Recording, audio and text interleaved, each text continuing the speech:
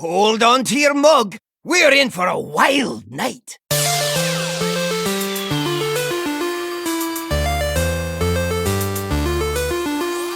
Greeting, traveler.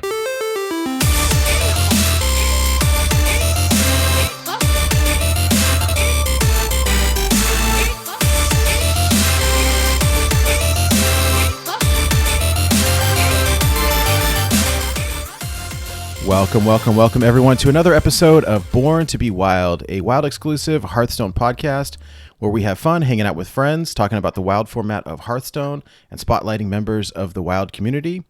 I'm your host, as always, Nate Wolf. Joining me, two of my favorite people. Mike Lowe, how you doing tonight? Yo, what up? It's your boy, Dirty Yogs with Mike Lowe. Mike's off camp tonight. He hurt his back. Unfortunately, it's a bummer, but I'm happy that you're here. And we can talk more about our weeks later, but very happy to have you back with us. And Hydralisk, how you doing tonight? I'm doing great. It's Friday. The work week is over, and I'm always stoked to sit here and chat some Hearthstone with my buds. Awesome. All right, you guys, we got a really special guest tonight. So, Oh, yeah. Wild Legendary Hearthstone player and streamer, member of Team One Trick, writer for Tempo Storm. Hey, losers. We got Keith numbers tonight. How you doing, Keith? Wasn't me. What's going on, friends? Oh, that's funny. Yeah, it's good to have you. I love your stream. You stream every night when I happen to be on. Like, the timing works out really well. It's like I work all day, get home, everything starts to settle down, and I jump on the computer, and typically we'll have Hearthstone or some other game up on one screen and Keith up in the other screen. And so I don't know, I'm excited. I haven't talked to you in a long time. I was telling these guys back in the day when Craig and I were doing Into the Wild and we were running that league that you had got on there and did some casting for us, and that was, you remember that way back in the day? Yeah, it's been a while. I remember that. It's been a long time. How you been? Yeah, a couple of years. Well, a lot of things have changed. A lot of things have stayed the same. Hey, for people who may not be familiar with you, can you give us a brief intro? Tell us a little bit about yourself, as much or as little bit as you want to share. But, how long you been playing Hearthstone? Why do you like Wild as opposed to Standard and that sort of thing? Okay. So I've been playing Hearthstone since Mean Streets of Gadgetzan. I'm a kind of long time degen card gamer. I played Magic, and then before that played Yu-Gi-Oh! Semi-competitively, or semi-professionally. When there was a point where I had to quit Magic, like I couldn't go to tournaments anymore, so I picked up Hearthstone. And when I did, it felt really good. I just picked it up really quick and kind of like went all in on it. Like, I'd follow tournaments, I'd watch like highlight videos. Like, I was obsessed with it, right? And after a couple of months, right around when Ungoro hit, I did a legend climb. Felt really good. Felt like I did it with a deck that I built myself, and I was I was really excited. Like, I felt like I could really translate the skills I'd picked up in other games into it. So I decided to start streaming. Around that time, I decided that I wanted to get into the legacy format for Hearthstone for a few reasons. One, because it was like a niche that was not really. It was kind of explored, but not really. And it had a really low barrier for entry, right? Like with old games like Magic, if you want to play Legacy in Magic, you have to spend like $1,000 on a mana base, or borrow cards, or play a suboptimal deck just to be able to get your foot in the door. In Hearthstone, all of the cards, like every legendary, any given legendary costs the same as any other given legendary. So you can spend your dust however you want, craft what you want, and then be able to play the same top tier decks as whatever professional or whatever streamer. So I figured, okay, well, this format is really easy to get into, and I might as well just go ahead and make that jump. I haven't looked back. Like, I'll climb in standard every once in a while, but I'm not really. Standard isn't, the cadence of standard doesn't really interest me anymore.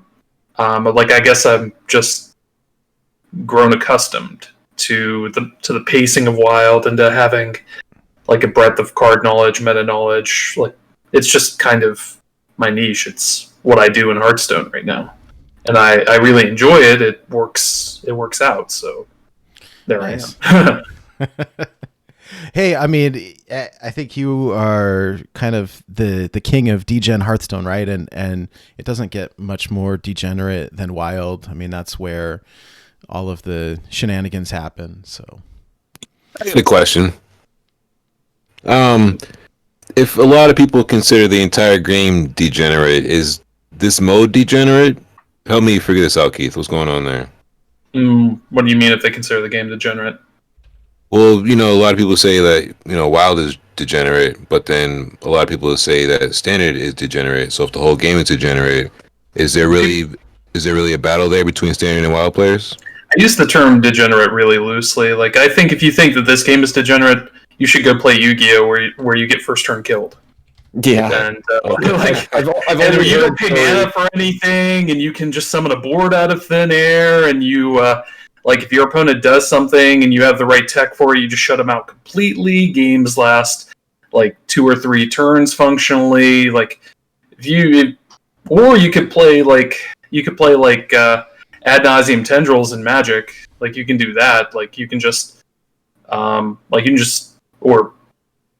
demonic tutor for whatever piece you're missing, and then just ad nauseum and kill them. Like like the things that people do in Wild are they're pretty tame in comparison. I mean, they're the same type of things in like kind of the legacy format of Pokemon, where it's like, hey, you can draw through your entire deck in one turn. There's a lot of the same type of things, and so I kind of laugh when people say that Hearthstone is degenerate or Hearthstone is expensive. That's a pretty good joke too. Oh my god, that drives me nuts to hear. Like, okay, so like, if you compare card games in general to like video gaming, right? Like, if you compare Magic to a single video game, like, if you consider just the investment in one game, let's say you like Super Smash Brothers, really popular game, right? So your investment in Super Smash Brothers is the hardware that you purchased that you play it on, the Switch, plus your controller, plus like you have hundreds of dollars in hardware that you're not acknowledging. Like, you say you spent $60 in this AAA game, but in reality, you spent all this other stuff, right? And every other $60 you spend on a AAA game, you're just adding on. Like, you can apply the same paradigm to Hearthstone, only in Hearthstone, like, you can play it on your phone, which literally everyone has a smartphone. You can play it for free with no investment but time. And like, if you compare that to a lot of other gaming experiences, especially like gaming experience or like hobbies where like spending a couple $100 on something is small potatoes, right? Like, you want to get into boating, for instance, or fishing, or you want to pick up like cross country skiing, just as an example, right? Like, there's always and like, those are just random examples, right? Like, if you pick up a hobby, it's an investment of time and money, and it's okay to invest time and money in things as long as you feel like you're getting value out of it. Yeah. Oh, I've totally gone fishing and lost all my lures and didn't catch a fish. So Was it worth your time? Heard that. I used to go fishing with my dad way back in the day, like when I was like 8. And one time I threw my rod in the water, in like a lake. Like, I was just casting it, and there it went. And my dad looked at me and he's like, "Yeah, you're not getting that back." Unless you want to go swimming. They didn't buy anything for me again. I had to buy it all for myself. Oh man. See, in Hearthstone, when you lose the game, at least you keep your cards. Oh God, I used to gamble with people playing Yu-Gi-Oh. Like people would just they'd be like, "Hey, you want to play for cards?" And they'd be playing like some of the hottest garbage. Like, just imagine like somebody playing Reno Hunter goes up to Lasagna with like his lineup of like top tier decks, and he's like, "Hey, let's play some tournament sets." And for like for like $30 here, $30 there, and he'd be like, "Okay, Let's go." yeah, yeah." Whew, all right. What were we talking about? When it comes to Blizzard in general, did you play any other Blizzard games specifically before Hearthstone? No. I don't do very much gaming outside of card games. Like I'll play like a computer game. I'll play like games like I've got like I'll play like fighting games or like Smash or something. But like I never got into MMORPGs. I never got into MOBAs. Never got into FPS shooters. Sometimes I'll play retro stuff. Like I'll play stuff that I used to play in consoles as a kid. But that's about it. The retro stuff is always fun. The stuff I played as a kid is good. Hey, so how did you come up with the name Keith Numbers? So Keith Numbers is a mathematical term for a repetitive Fibonacci-like sequence that adheres to a certain constraint. The constraint is you can take a number, you can separate it out into its composite digits, and take those numbers, assemble a Fibonacci sequence with them, a Fibonacci-like repetitive sequence with them, and end up with that number as part of the sequence. Easiest example is the number 14. 14, you take the numbers, the digits 1 and 4 as the first two parts of the sequence. So 1 and 4 is 5, 5 and 4 is 9, 9 and 5 is 14. The number is part of its own sequence. My connection to that is I have the same name as the mathematician that invented it. Like Key Numbers is not my real name, so yeah. Oh, I was waiting for it. Okay. Interesting. Yeah. So you come from a background. So the other TCGs, did you do professional poker at all?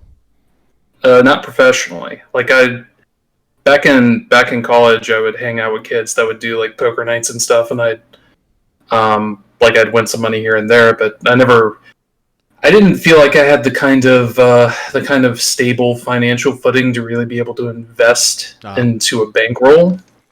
So I never really got into it that way. I did read up on like poker theory and I know quite a bit about the game, but I've never played it for really serious stakes. Gotcha. Hey, I had one other question for you. I noticed on your stream you've got this bingo card. Can you tell us the story behind your I stole it from Concern Mom's Discord. Like he has one, and I thought it was really funny, and I could take a bunch of the tropes in my stream and apply it. Like nothing I do is really original. I'm not I didn't invent the wheel with any of this. So I just do it, and sometimes it works, sometimes it doesn't. We just keep doing it. Like the one that you have on the screen right now, just looking at it. Let's see. Like if I give you like some stories about this one, like some of these, like Temple Enforcer, like blank lethal is best lethal. Like there are things I say on stream all the time, right? Like blank lethal is best, and like lethal. I wish I was good at this game. Why is this card in your deck? Why would you ever do that? Not like this. Like stuff like that, right? Like those things happen all the time. You fill out the bingo card to give you fake gambling points that you can use to basically waste your time on the internet. Yeah, we like let's see. fake internet money so that we can say, "Hey, loser." Love it. There's so many key number points. So since Praise Chicken Drumstick is here, I think we got a couple nights ago about 5 minutes worth of "Hey, loser" over and over and over and over. And I love coming into chat when that's happening. I love adding in that "Hey loser" stack. Yeah, like sometimes the timing leaves a little bit to be desired. But when you get a true, like a truly special hey loser spam, it's a thing to behold. That's great. All right, you guys got any other questions for Keith? We got a lot of stuff going on tonight, so if not, let's just keep plowing right along. Yeah. I got one more question, if you don't mind here. No. For Keith, sarcasm aside, when you come to stream, knowing that people, will be like trolling in chat sometimes, what's one of your favorite things, like before you get on stream that you're looking forward to? What do you mean?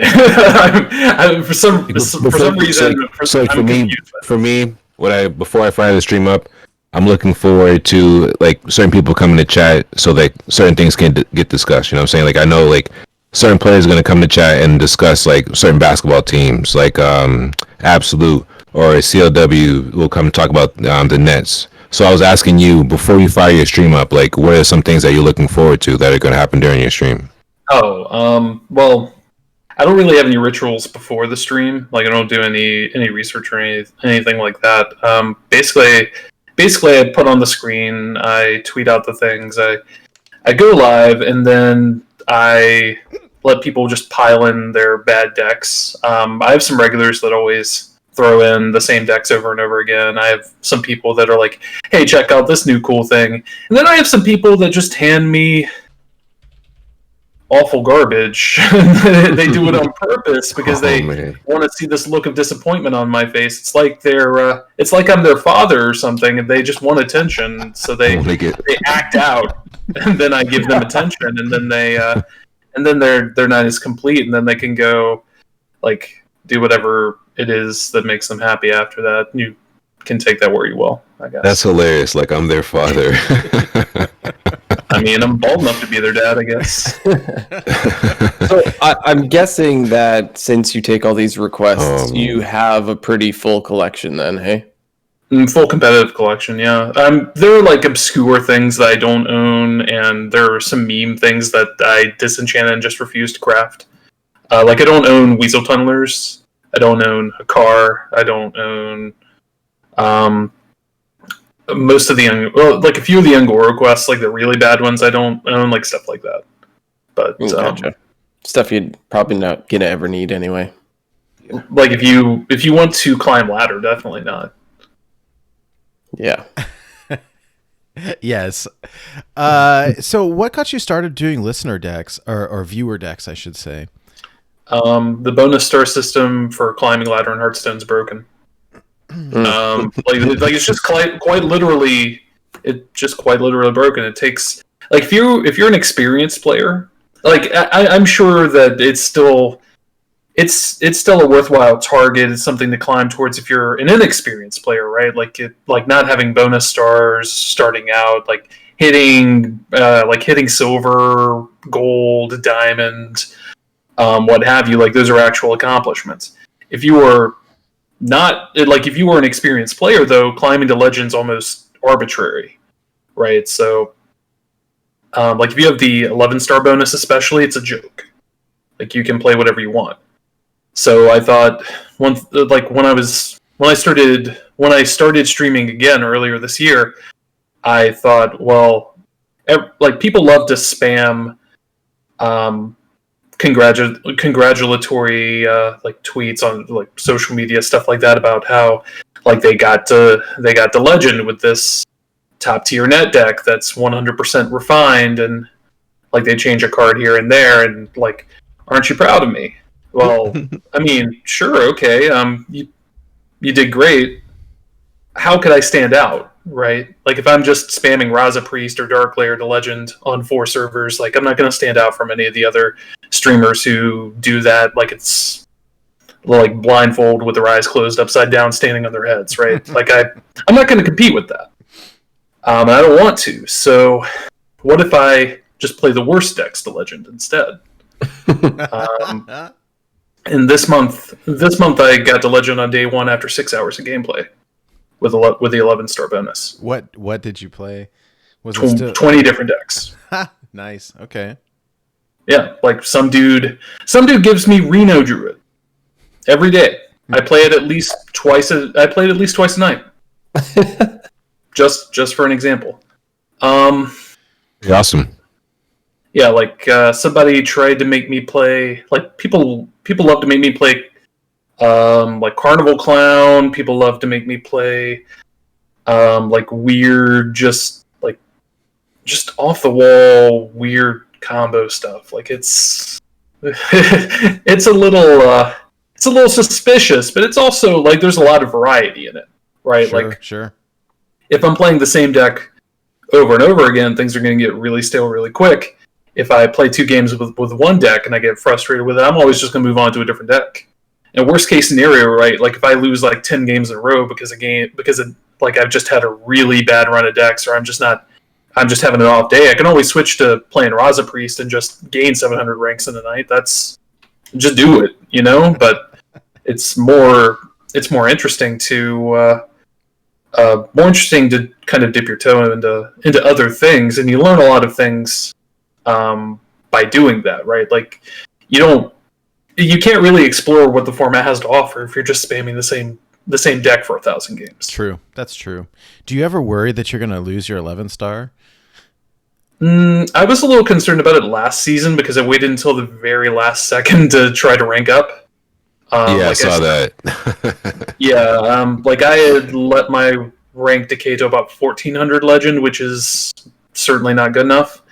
If you want to guarantee the 11-star bonus, it's like top X% of legend gets in. So like if you're around 300, 400 on NA, that's probably good enough. So yeah, I finished like top 300. Like I spent some time climbing with a serious deck to go from 1,400 to that, but like most of the time, like right now, I'm sitting at like 300, where maybe about a third of the way through the month. That's like I can usually hold my rank, or like I'll decline every now and again, but then I'll just find something that I really hit a stride with, and I'll just get right back up again. Nice. Yeah, I watched that climb from Keith. He does the viewer decks, but he was like, all right, guys, he's like, it's time to get that 11 stars. And then right at the end, got inside the top 300, and he's like, all right, hope we make it, because everybody kept asking him, hey, the stupid question, oh my God, hey, are you going to stay up and keep pushing? He's like, no, I'm going to go to bed, like a regular person. Gets up the next day, boom, 6 hours, hit legend, because I climbed the same day when both hit legend. I was like, yeah, Keith is right. What's the point of staying up? Just wake up the next day and hit legend. No, it doesn't seem worth it. I mean, I see guys and friends of ours, Shia and Goldaniel, like these guys, midnight hits or 3 a.m. on the East Coast hits, and these guys start that push right then. Like, bro, I'm sleeping at 3 a.m. It's not that important, and I still hit within the first week. I mean, it's like you said. I think at some point, like it sort of is arbitrary. It's a matter of when. And how much time do you want to put into it? Like, I've been playing Ghost of Tsushima, and like I'd rather play that than Hearthstone sometimes. So definitely, like your entire life should not revolve around any card game or any game or like any one thing in general, right? Like one of the reasons why people complain about meta is because they get burnt out, and one of the reasons they get burnt out is because they just laser focus, obsess about something, and then forget to move on and do other things. And it's okay. Like burnout is natural, and it's not that the game's bad. It's that like you've just put so much energy into it. You're not getting that dopamine hit that you would normally get, right? Like you eventually, whenever you do something you like, you get a hit of dopamine, and if you do it too much, you eventually get used to it. Like you condition yourself to it, right? So if you get it, you don't get the same high. If you don't get it, you get really cranky, right? So eventually you just kind of run yourself into this rut where you're just cranky all the time because the game's not giving you that dopamine payout, right? And we've seen that happen time and time again with a lot of people that have been playing the game for years. They end up getting burned out, fed up, and then they walk away, right? Yeah, it's natural thing. Like I've quit Magic at least a half a dozen times. That's funny. just for an example. Yeah. When I quit Yu-Gi-Oh, it was like I quit Yu-Gi-Oh for good. But like even now, like I still have like goat control decks from like what they call goat format in Yu-Gi-Oh. Like back when I used to go to card shops regularly, I'd play pickup games of goat with people, and like I hadn't played actual real advanced format Yu-Gi-Oh in at this point about 7 years. But I'll always play a pickup game of goat with anybody. Like you want to play for money? I'll play for money in goat format with anybody. Probably. Nice. I'm a big believer in that kind of Marie Kondo philosophy. Like, if it brings you joy, then do it, and if you're not enjoying it, take a break. Right? I mean, yeah. Mm-hmm. So yeah, I want to clarify one thing. Like we were talking about how like you guys were talking about how you don't understand like people like waking up start of the month 3 a.m. just blaze through and get the legend in X hours, be the first legend on a server. Oh, there's definitely bragging points there. I just don't have the willpower or the desire to do that. I think big props to the people who do, and I think that there's something special about like when you've got a friend that you can race with. I like that competition. And so when I see Goldaniel and Shia like racing to rank 1, like, heck yeah, you guys do it. I will watch safely from the sidelines and join you in a few days.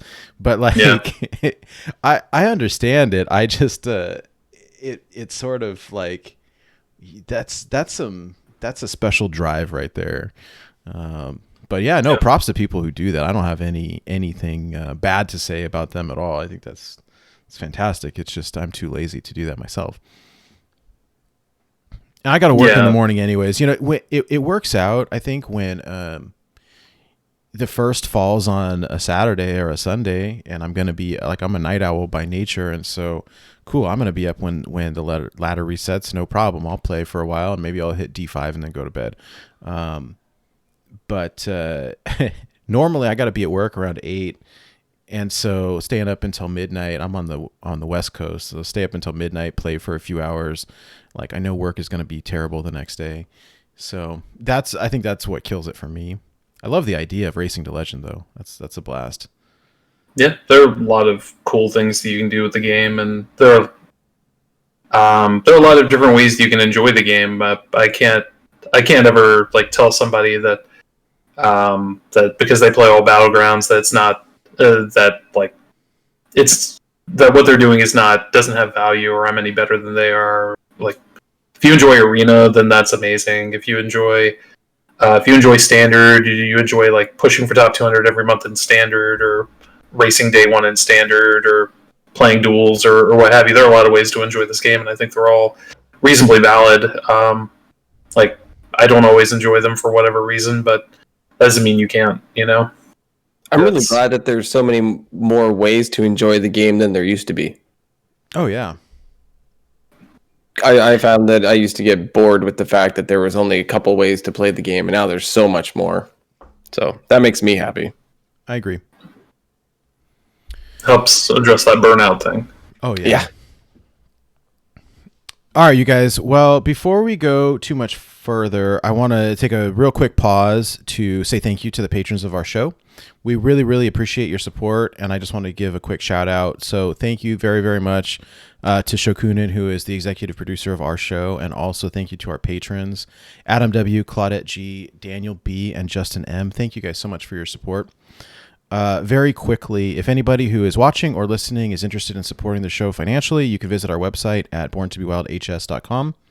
Click the Find Us page, and there's a link to our Patreon. Every little bit helps, even if it's $1. Alternatively, you can support us by purchasing any of the Born to Be Wild merchandise. I see Hydra's got a hat and a sweater. I've got this shirt on tonight.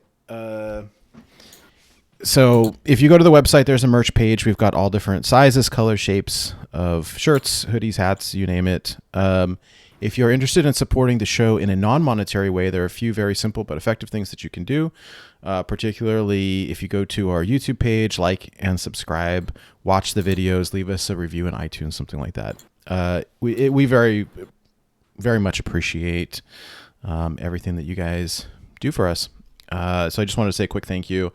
Also, normally during this time, we like to do a quick shout out to those people who have just hit Wild Legend for the first time. There is nothing quite like your first time, right? And this week I didn't see any, but if for those people watching or listening, if you hit Wild Legend for the first time, please reach out to us in Discord or Twitter or email or website or whatever, just so that we can give you a shout out on the show. So anyways, that's about it, but we like to do that each week. And so anyways, Hydralisk, I will pass the mic over to you. Yeah, so this is the part of the show where we would just like to check in with everybody, see how your week's been going, whether it be, your life in Hearthstone, regular life, like whatever you've been doing. So I'd like to start with you, Keith. What have you been up to this week? How's life going? Well, been a bit of a whirlwind. There are a lot of things I don't really want to talk about on stream or on a podcast that have impacted us. Most of which everyone's already aware of. It's been a very eventful week. If you live in the United States, yes. Like personal. Like I try to stay productive and get projects done. I try to do the little things I can to make money. I try to make content. I try to turn on, like at the very least, I try to hit the button on OBS that says that I'm live, and then power through a 5 or 6 hour stream, and at the very least do that. So I try to stay productive.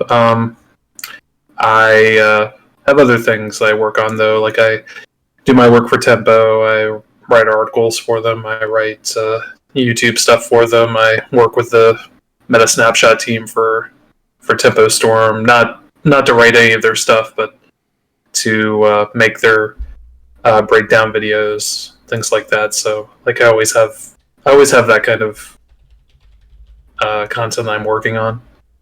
I do other projects for Tempo too. Not stuff that has anything to do with Hearthstone, but it's like I just try to stay productive. That's really all I've got going on. Cool. That's a really good idea, staying productive. I tell you, when I was off for 10 days, I wasn't the most productive, and I was actually quite excited to go back to work. I guess I should have had some projects to do like you do. Seems like you have a lot going on the side with Tempo Storm and whatnot that you can keep yourself busy with and stay productive. That's really neat. I like that. Yes, especially given the state of the world. I haven't left my house in a few weeks. Feels good.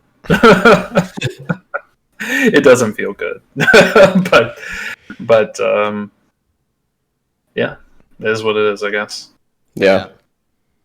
All right. Right on. How about you, Mike? How's your week been going? What have you been up to?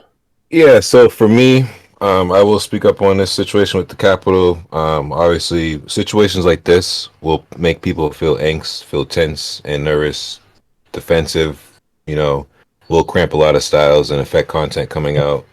And all of us are looking towards brighter days, better times. So I'm looking towards positive energy coming out, the next couple of weeks. This past week was pretty crazy, and I do speak up on it because my day job is working in the school system. Most schools are closed, but I work as a paraprofessional educator. So we're working with special needs and special needs students and EL students. So my school district is open. So this was a conversation happening at my workplace. So just like I was telling my coworkers at work, just like I'll say here to the podcast, to you guys, to listeners, let's all make sure we band together. Let's behave the best way we can. Let's be smart. Let's not do anything crazy out there, and let's look towards a better time. Aside from that, from working in the school system, been working at Manchester Inklink, working on my articles. It's been going pretty good there. I got 2 more coming out this weekend, and then I'm looking to get 2 more out earlier next week. Just been staying on the ball, trying to stay focused because of all the crazy stuff happening. Just keep my eye at the end of the tunnel. I think there's a light down there. It's kind of dim, but just keep chugging at it day by day. When it comes to Hearthstone, I hit Legend day 1. I popped into Legend at rank 80. Yeah, I saw that. What did you play? So honestly, I played all my THL decks from week 1 from last week. Nice. So what was it, like Aggro Druid, some Raza Priest? Oh no, wait, I'm sorry. Slizzle hates that. Reno Priest. Oh my goodness. Slizzle will eat me alive. Nope. Reno Priest. Nope. Yeah. Nope. and some Odd Warrior. Nice. Yeah, no, congrats. You gonna try to keep that 11-star? So yeah, last month, Schmoopy was like, "Let's push for a top 1,000," and I was like, "All right." And then I kind of hit the streak of like 13 games in a row. So I went from 2,100 to 800, and then I was on stream, and then Absolute was like, "Keep going." So then I went from 800 to like 266.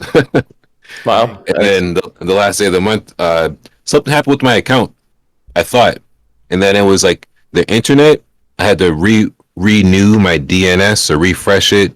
I'm using language and words that are way above me, as you can hear me struggle. I have the link if anybody needs it in Discord. I got a tweet. I did this whole thing because it was crazy. I guess the same thing happened to Zalay. He said he actually tweeted me. He said he waited, but I'm too angsty and too stubborn and big-headed. I can't wait for stuff like that. So like I just did some deep digging, and then within like 12 to 13 hours I found this error code and I got it all fixed. So well, it's hard because all the customer service people were on vacation. So yeah, and it's not their fault. It's me, man. I was angsty. I was like, yo, it's the last day of the month. I'm trying to get that 11-star. What's going on? I think what is really cool about it is that, you know, you and I in particular, we'd hit Legend every month for many months and kind of get there and meme out and play decks, just have fun, whatever. And there was a post from Ixar a while back that said essentially something to the effect of, you know, someone had asked like, why is the MMR hidden? And he goes, well, and I'm going to poorly paraphrase here, but it was something to the effect of, well, because it feels bad to everyone because for the most part, players don't get better over time. You know, you're going to be at whatever rank you're going to be at. And it would feel bad if you saw your own MMR.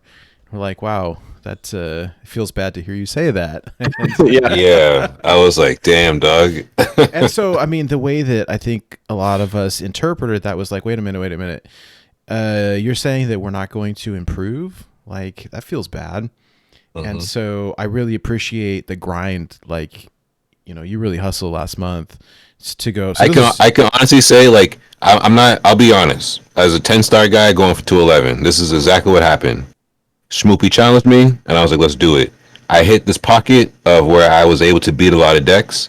There were games where I literally had to outthink the other person, but there were a lot of games where you just draw the right cards and you go on hot streaks. I think everybody who plays has had that kind of session where you just go on a hot streak. So I will literally say that and be, you know, full disclosure, no bragging, no secrets. Like, I hit a hot streak straight into the top 300, and then that's what happened. So I'm glad it happened at the end of the month. Yeah, but still, I mean, I think like Keith was saying earlier, it goes hand in hand a little bit with that day one legend push of people racing. I think when there's some healthy competition, like when Schmoopy's saying, hey, I'll race you to top 1,000. Okay, it's on. And now that's my motivation, because I think if it's just me solo Nate playing, like, okay, I hit legend early, like I don't even need to play Hearthstone the rest of the month. I feel you. And so I like now having this motivation, and like, frankly, I think having you at 11 stars now, I'm like, oh, I want to be at 11 stars now. Like, I'm going to make some push and do it so I can be there with you. And I like that. I think it's good to have, you know, the drive. So it's cool. It's cool. Agreed. Yeah, but that was my week. Right on. Well, how about you, Nate? What are you up to this week? Have you been doing? Yeah, I mean, aside from all the crazy politics in the world right now, everything is pretty crazy, and I think that it is nice to have Twitch. It is nice to have friends in Hearthstone as kind of an escape to the outside world. My week has been good, fairly uneventful. I've been watching The Warrior on HBO. It's really good. It reminds me a lot of the God, I'm totally having like a mind fart right now. I haven't even heard of this show. So it was originally on Cinemax. It's on HBO right now, called Warrior. It reminds me a lot of Peaky Blinders, except rather than being Irish, they're Chinese. But essentially, it's just a really good show. I mean, you'll have to look it up, but it's really good. And then I started rewatching Hannibal, and it's so great. I've been playing a lot of Ghost of Tsushima. The game is absolutely gorgeous. I've got a really, really old PS4, like from when they very first came out, and so there's like 0 hard drive space. If I want to play one game, I have to delete another game just to make room, and then the fan runs at like maximum volume the entire time. It's gonna die any minute now, but the game is it's really fun. It's really good. The story's great. The graphics are absolutely beautiful. Ben, yes, HBO. I've got HBO Max, and Warrior is on HBO Max. I'll send you a link to it. Aside from that, in Hearthstone, I've been playing a lot of Battlegrounds, and then in normal Hearthstone mode, I hit Legend in Wild on day 5 with 10 stars. It's a little bit more of a grind at 10 stars for sure. This month, especially I think earlier in the month, the first couple days is a little bit harder because that's when there's more competition and people really try harding. And I had a difficult time settling on what deck to use and getting frustrated. Like I kind of doing what Keith does, is playing like shuffleboard with the different decks. I played Mentalistics Odd Paladin up to D5, and then just kept switching over and over and over and going up and down and up and down. And finally I switched over to Reno Priest and went 17-7 and hit Legend. And came in at 286. So, but I think this month I'm going to try for that 11, see if I can get it. I know it's going to be a time investment, and we'll see. And if it happens, it happens. And if not, that's fine, but I will try for it. Aside from that, I mean, that's about it, but it's been good. I think the state of affairs in the world is weighing very heavy. Like I find myself just exhausted all of the time. So I'm anxious for things to change, but I'm very happy that I've got friends to hang out with and games to play to kind of act as a distraction. So anyways, that's me. How are you doing, Hydra? I'm not doing too bad. As I mentioned before, getting back to work this week was actually really nice. And we're a little slow at work. Like we had a huge push at the end of the year. So coming back, we actually didn't have a whole lot to do. So it's been nice. Everyone's just chatting about how their holidays were, and it's relaxing. I actually had my my year-end review yesterday that I was a little nervous to get. Everyone was getting their reviews, but it actually went over excellent. So I was quite happy with that. Walked out of there with a smile on my face. So Nice. Yay me. And yeah, Hearthstone wise, last weekend I played till I got into Diamond, and then I hopped over to the other servers. I'm actually playing Mentalistics Odd Warrior on Asia, and I wasn't really super taking it seriously because I had like the weekly quest for like hit your hero power like 50 times, and then I had the daily one for 20 times, I think it was. So I'm like, okay, let's play Odd Warrior. I can play my hero power a million times. Oh, there you go. Odd Paladin. Oh, yeah, button paladin. Button Paladin. So I'm like, oh, this is perfect. So I think I was missing a card or two for Mentalistics version, but I had the dust, so I crafted it. How's that deck been going for you, Nate? Because I'm playing it, but like I said, I haven't been taking it super seriously. It's going okay. It's fun. I mean, I did well with it, but I hit sort of a block wall when I went from D5 up to D3 and then back down.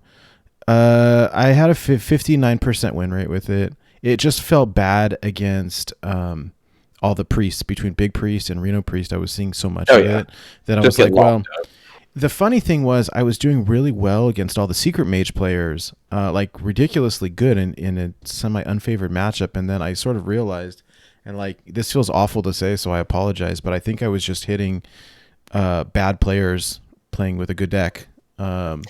Yeah, because I've noticed the opposite. Like, if I play Secret Mage and I'm queuing into a Paladin, like, I know exactly what to mulligan for, and they end up conceding after emptying their hand a couple times, and then like they're done.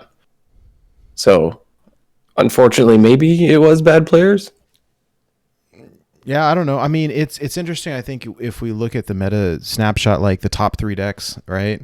It's what is it? Probably Reno Priest, Dark Glare Warlock, and Secret Mage are probably the 3 right now. Mm-hmm. Yeah. So, but yeah, aside from that, I've been making sure I'm clearing all my quests. I'm on the way to try to get to the level 50 on all 3 servers because I want to get my cool new hero on each of them. I got it on NA, so I picked Rogue. And so now I want to play a Rogue deck on NA. I haven't decided what I'm going to play, but I want to play a bunch of Rogue so I can play with the cool new Valera. Nice. Oh wait, hey, let me interrupt you, Keith. What did you pick? I assume you hit rank 50 a while back. Yeah. I let chat decide for me. Oh no!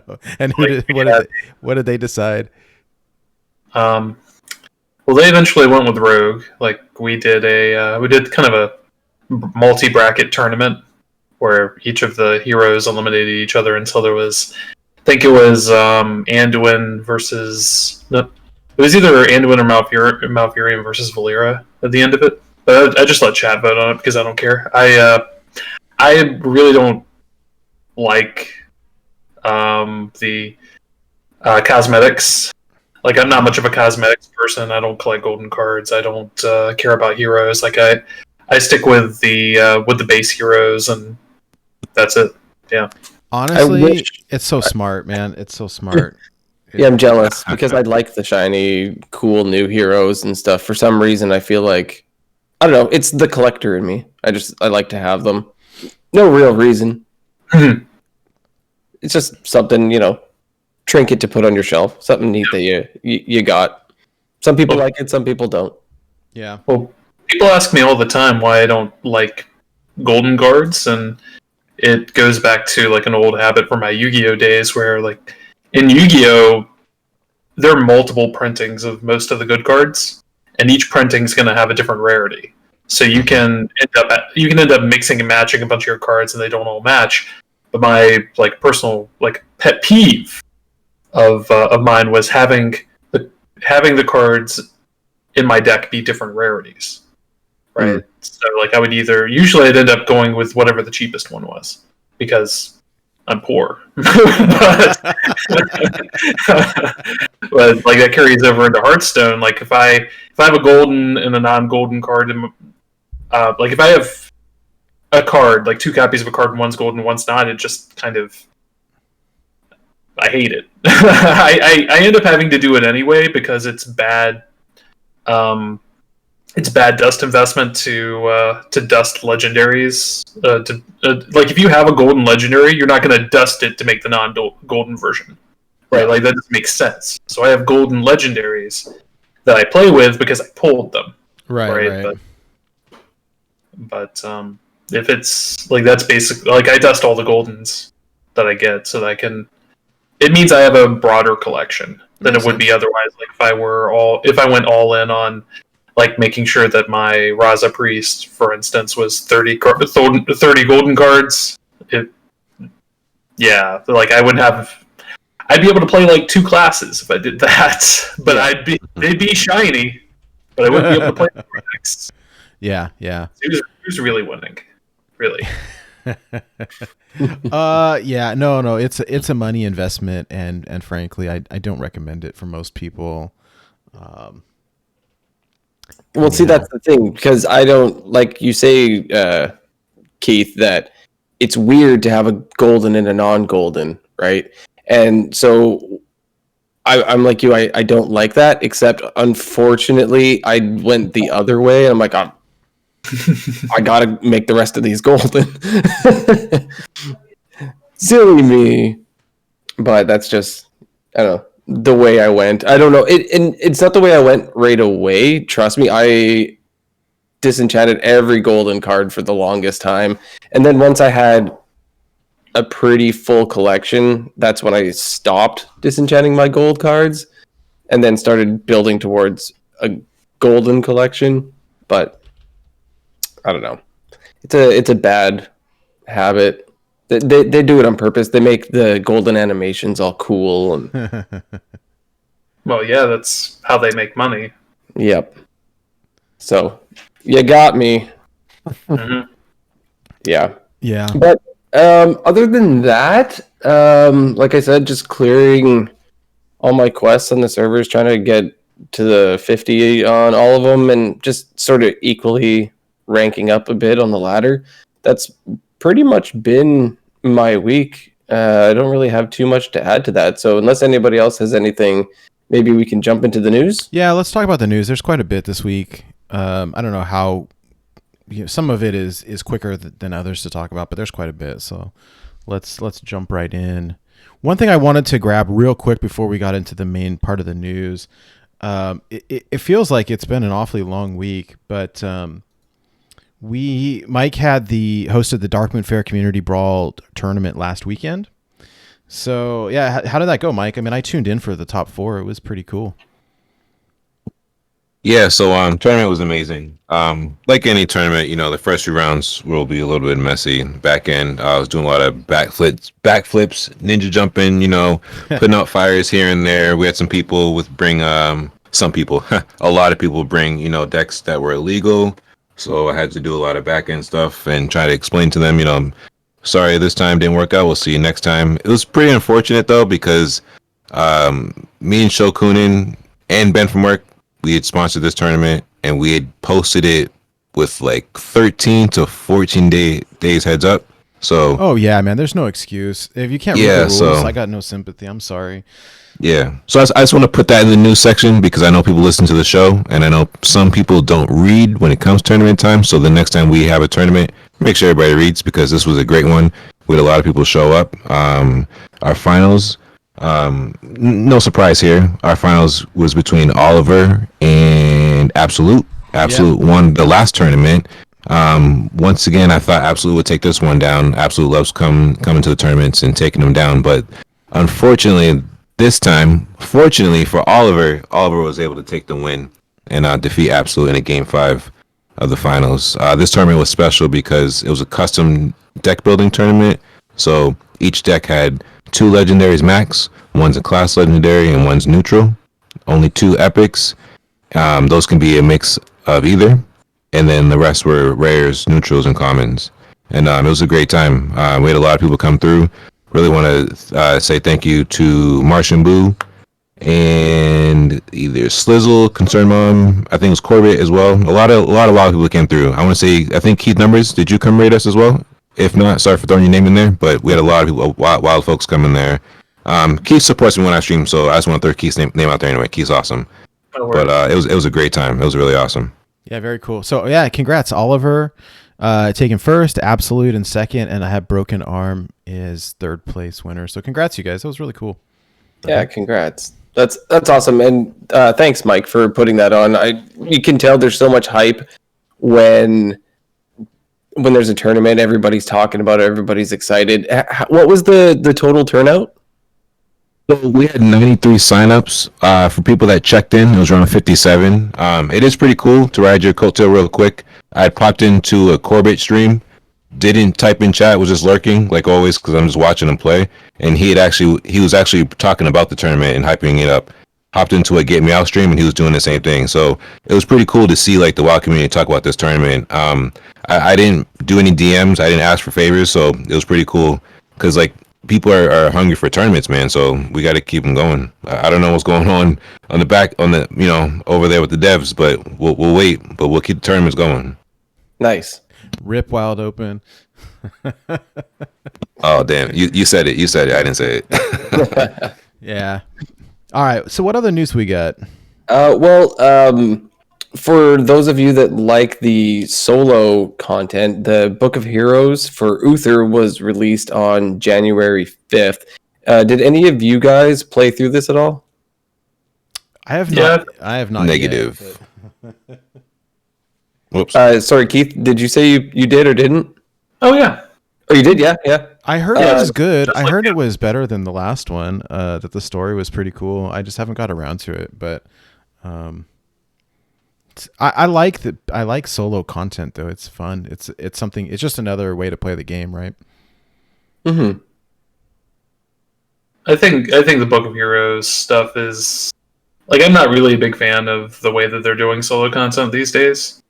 I just completed it for the pack and then opened it and got my 40 dust and went about my life. You know what? I'm here for the Keith Numbers hot takes, so I like that.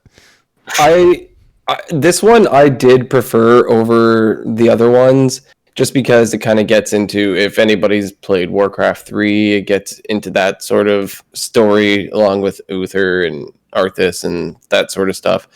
I'm sure Goliath would probably enjoy playing it, and I did think that the different encounters were a little more interesting than in the past one. So I personally didn't mind it. I haven't. I only did it on NA. I haven't made the rounds yet, but it was what it was. It was good. I don't have any complaints. It didn't make me angry, right? Like I had fun playing it. I had to do the final boss more than once, but other than that, it wasn't too bad. Yeah, they made Arthas hard, which is kind of refreshing considering how like autopilot the rest of them had been. Yeah, that was the thing. I felt like I sailed through all the way to the end because I started playing it maybe like half an hour before I actually wanted to go to bed. I'm like, okay, let's get into this. And then I happened to just kind of sail through everything. And then I got to Arthas at the end. And I lost. I'm like, dang it. Oh, I got to go to bed. No, let's go again. I lost again. Okay, I'll just go. No, I'm gonna play again, and I ended up playing until I beat it. I think it took me probably like 4 tries or something like that to beat it. You guys will see when you get there. It's not quite straightforward. You sort of just got to plan it out. Yeah, I'll probably do it this weekend at some point. Aside from that, alongside that, there is the Second War Uther bundle. If anybody likes those portraits, I guess we know Keith is not going to be buying this. You can get the hero portrait and 5 paladin packs. It's $10 if you like that sort of thing. Go pick it up. Of course, I bought it because I like to get the portraits. So I personally bought it, and because compared to the old, like you would just get Medivh or Magni for $10 and it didn't come with any packs or anything. So it's not that bad of a deal if that's the kind of thing that you like. Yeah, I will say the value of the packs is bad. Like I remember a while back they did mage packs. Like nothing else, it was just mage packs.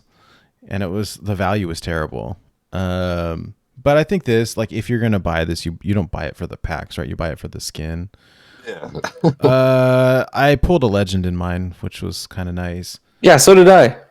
So, but yeah, I mean, I think if you're buying this, you're really paying for the Dust skin. gamer right here. We have a song for you. It's called Dirty Duster. I'll have to send it your way. Good for you guys buying these packs. I couldn't see myself buying paladin packs. I'm good. No, I didn't buy this at all. Like I'm just talking about the one paladin pack that I opened from the. Okay. No, yeah, from winning, yeah. Yeah. Got you. Yeah. So that's there if you guys want to pick it up. Also, The light forged card back has returned to the store. So to fill out people's collections, if you're the type of person who collects card backs and you missed this one, I believe this is July 2018. Mm-hmm. If you ended up missing this, it's $3 or 500 gold if you want to pick it up. Fortunately, I do have this, and I do not need to do this. So, Yeah, I got it way back when. yeah, this one's doesn't seem to be that old. It's just from a couple years ago. It feels like it was not long ago. I can't believe it's 3 years ago now. It's crazy. Yeah, that happened a little quick, didn't it? Yeah. Wonder why. But moving on. Right. So Ixar has been on Reddit all week. So there have been some questions and answers. We can kind of go through them real quick here. A lot of them don't affect Wild particularly, but they affect the game in general. But I think we can go through them real quick. This giant post aside, what they've said is, so right now for the rewards track, you have to hit level 50 in order to get the hero portrait. They said for the next time, it's going, instead of being 50, it's going to be 100, and it will be smaller rewards but more frequently. So same end result, but instead of taking 50 levels to get your hero portrait, it's going to be 100. I think that's interesting. A lot of people complained about how going up to level 50 really felt like a grind. And for those of you who are past 50, like leveling up after 50 is so easy. They're like, hey, why wasn't it like this the whole time? So I think it's going to feel closer to that. I don't know. You guys have any thoughts on this? Whatever they can do to make people more excited and more like feel like they haven't been grifted with the new system, I'm all for it. Yeah, less people will complain now. So good. I personally think it's pretty neat just because, yeah, I noticed past level 50, 51 came really quickly, right? Like it's way less experience and you feel like, oh, you're getting something a lot more often. So I think it should make people happy. Yeah, I agree. So next season, not next season, the next expansion, right? Right. It resets? Okay. Yeah, so with the new, not with the mini set, but with the next expansion. So when they reset the rewards track. Okay. So, yeah. And then there's a couple other things as far as achievements go. The first one, this says Battlegrounds in the announcement, but I think it's for all of Hearthstone in general. People were complaining that, hey, when you get an achievement, that your achievement notification pops up typically before you've done the thing. This was in reference to Battlegrounds. I've seen it as well where like, hey, I just won a match, but I find out before the battle, like at the very start of it, you go, oh yeah, you won. Oh, okay. That's a little anticlimactic. Where I saw it really in Hearthstone was opening packs. It's like, you get the achievement Shaman Legendary. I'm like, well, I haven't flipped the cards yet. Thank you so much for spoiling that for me. And so they essentially were just saying, hey, we're adjusting the timing of when the achievements pop up. And Ixar went into a big, long explanation of this because somebody had complained like, hey, it can't be that hard, stupid. And he's like, no. It really, you have to think about it. And the achievements pop up in different places. Like generally you want the achievement when you do the thing. So having it too early is bad. Having it too late is bad because they were saying, oh, couldn't you just make it at the end of the turn? Like, well, that doesn't always work in every scenario. So trying to fine tune it, I work in the legal field. Like, I don't know. Like, it's easy to say like, oh yeah, shouldn't you just do it when blah, blah, blah. But like, I don't know anything about computer programming. And so I don't know how easy it is or how difficult it is. I imagine it's probably a pain to try to get the timing down just perfect. So I don't know. I'm happy that they're working on it. It never bothered me all that much. It was a little bit annoying, but it was not a big gripe of mine. People will always find something to complain about. Oh God, that's true. Right? Like to me, it was not a big deal. Like I noticed it happened and meh. But yeah. If you try making everyone happy, you make no one happy. Yeah, yeah.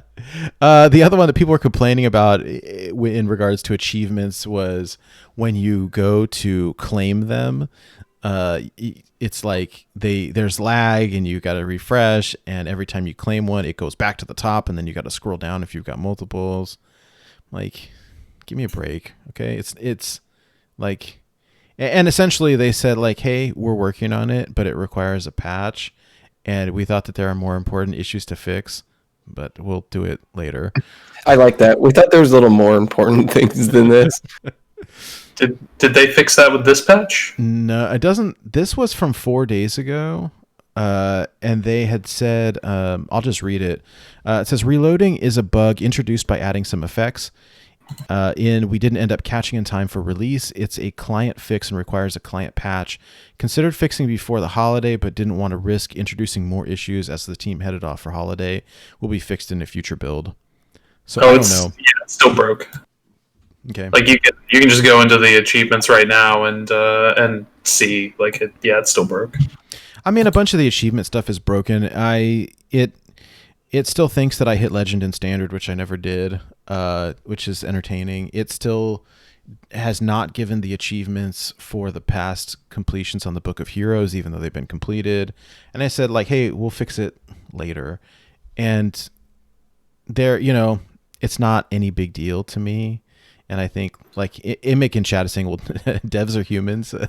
Yeah, I mean, these guys are all going on holiday. It's like, it's a big deal. I don't care. It's not really a big deal to me. I just thought it's interesting. When Ixar starts taking to Reddit and posting things, I try to pay attention because typically there's some hidden gem. The only other thing that I was really interested in was this mini set, right? It's got to be coming up relatively soon. And so someone asked, hey, will we get info on the mini set soon? And long story short, he said no. The direct quote is, it's still happening, not quite ready to announce a date or tease any cards yet, but we'll share that info in advance of the release day. So, I don't know. We're at about the 50% mark of the set right now, right? We should be. Yeah. Yeah, because it came out in November. Yeah.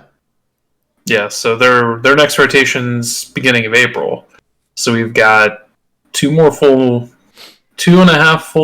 more full months. Actually, it's actually relatively early in the cycle. Well, it's a little strange because they released the set early this time, right? Instead of coming out in December, it came out in November.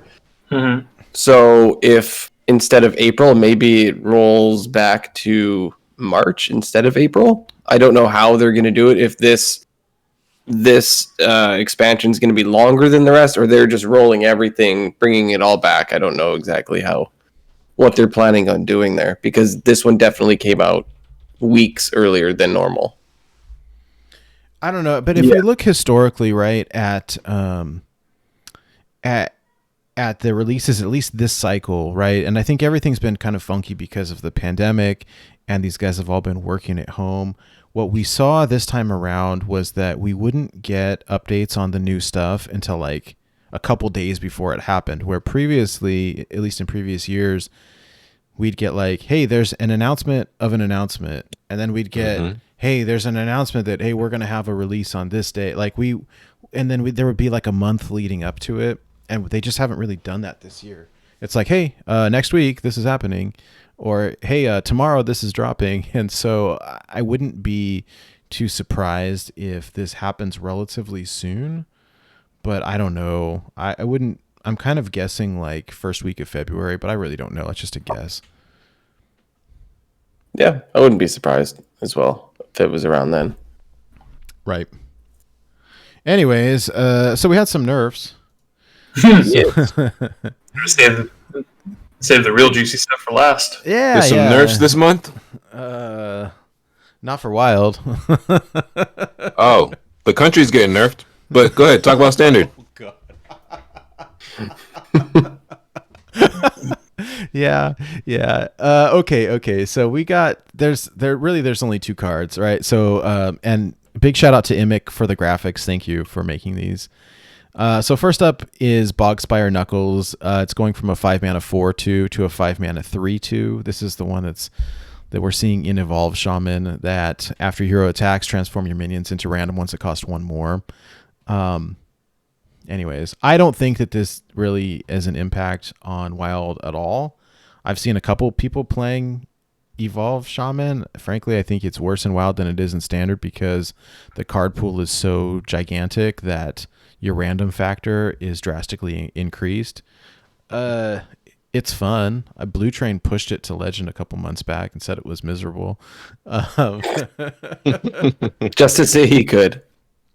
I mean, I think it would be. It's fun to do an off-meta thing, right? I don't know, Keith. Do you have any thoughts on this nerve? Or just, you think this is kind of a non-issue for Wild? It doesn't matter. Yeah. Okay.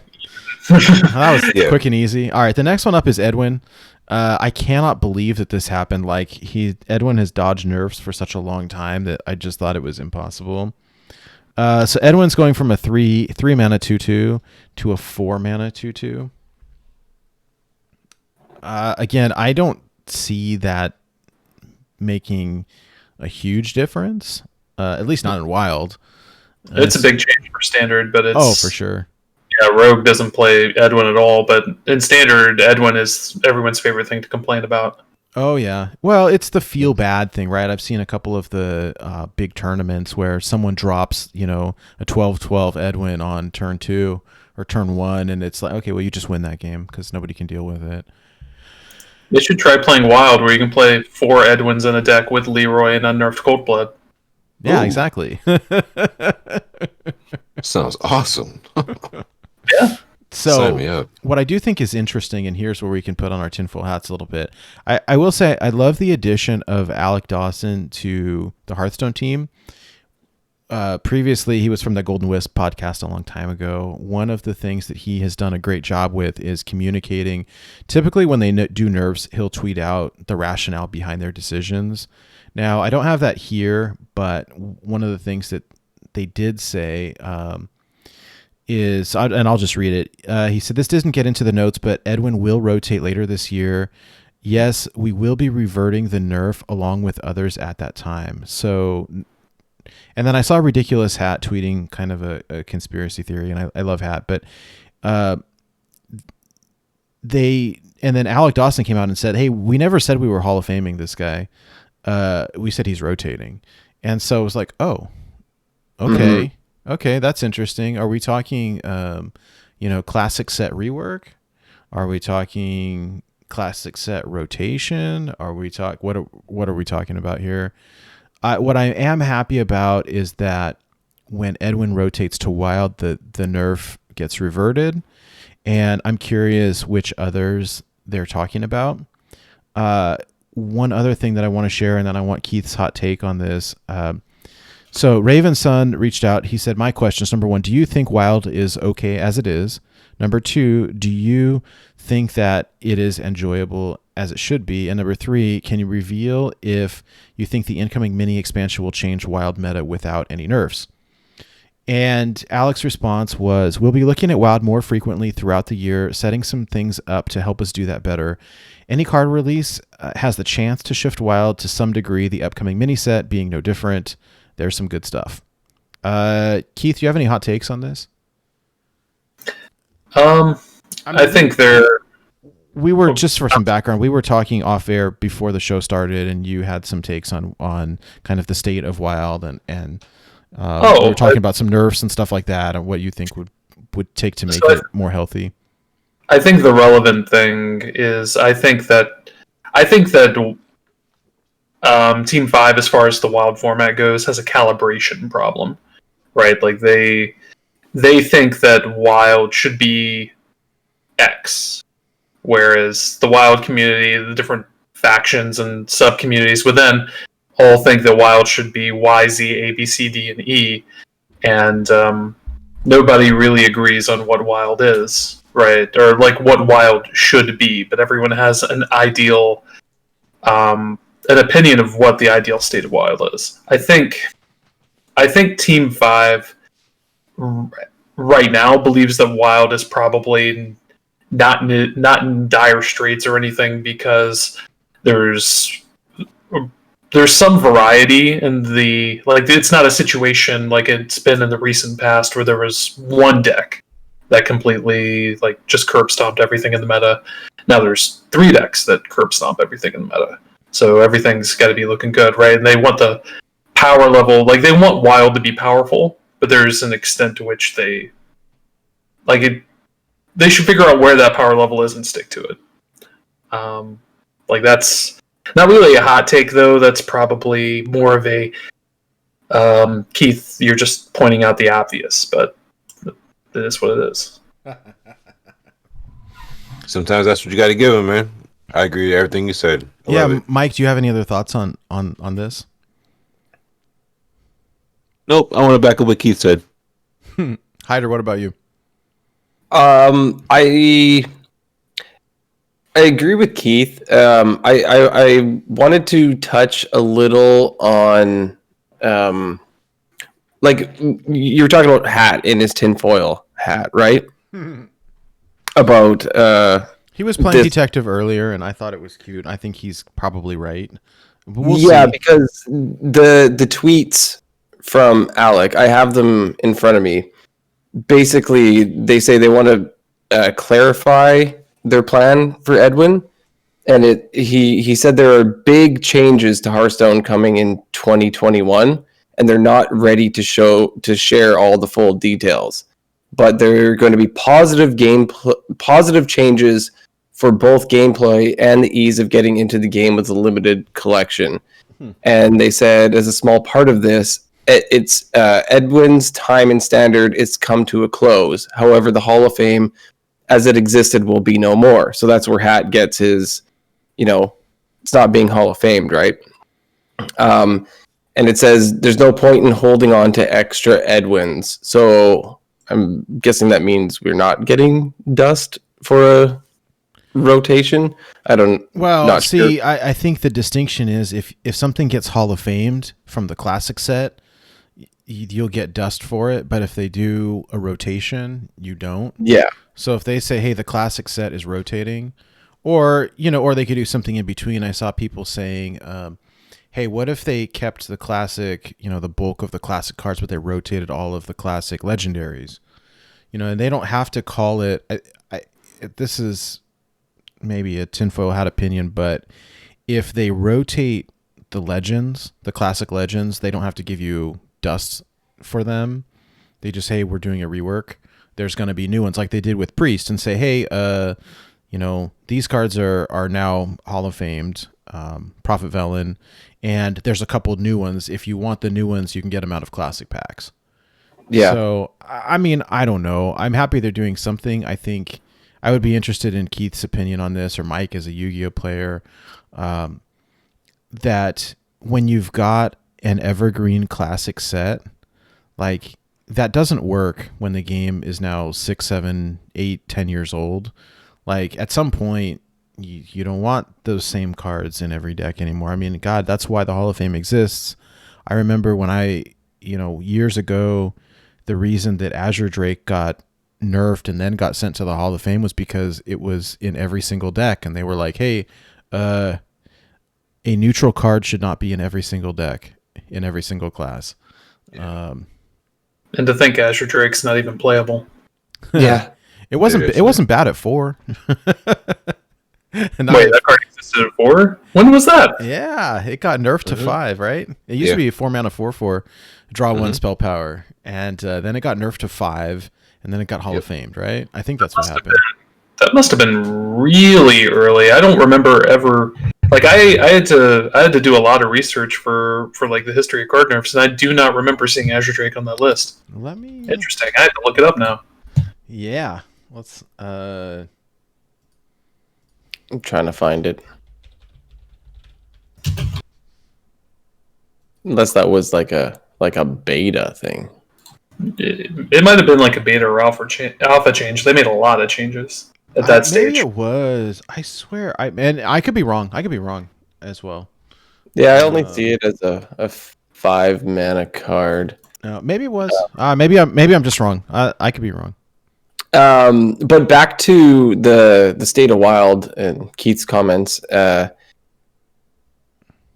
very last thing in this chain of tweets that Alex said is, in the coming months, we will be sharing some more details about what the changes are and why you should be hyped for them, no matter what type of player you are. Interesting. So when they say no matter what type of player you are they talking about Wild? So if there is a rotation of the classic and basic, I mean, then they would obviously be slamming in a whole bunch of new cards, and that potentially, we'll see, could affect the state of Wild. Like maybe new archetypes come out of it. If there's a whole rework of the classic and basic set, and those cards are, if everything's legal in Wild, there's a potential for different archetypes to arise. Hopefully, I mean, like the decks are so refined in Wild. Like Raza Priest is a thing, and I don't think it's going anywhere anytime soon. But like we'll see. It does say no matter what type of player you are. So I'm looking forward to whatever this is, and hopefully it does impact Wild. A major shakeup would be really interesting if we just got a whole new classic and basic slammed in there. Yeah. We'll see. I mean, we could guess all day long, but I think it'll be interesting. Whatever they do, change is typically good for any format. And we all like having something new to play with. I was going to say new and shiny, but you guys don't like the shiny stuff. All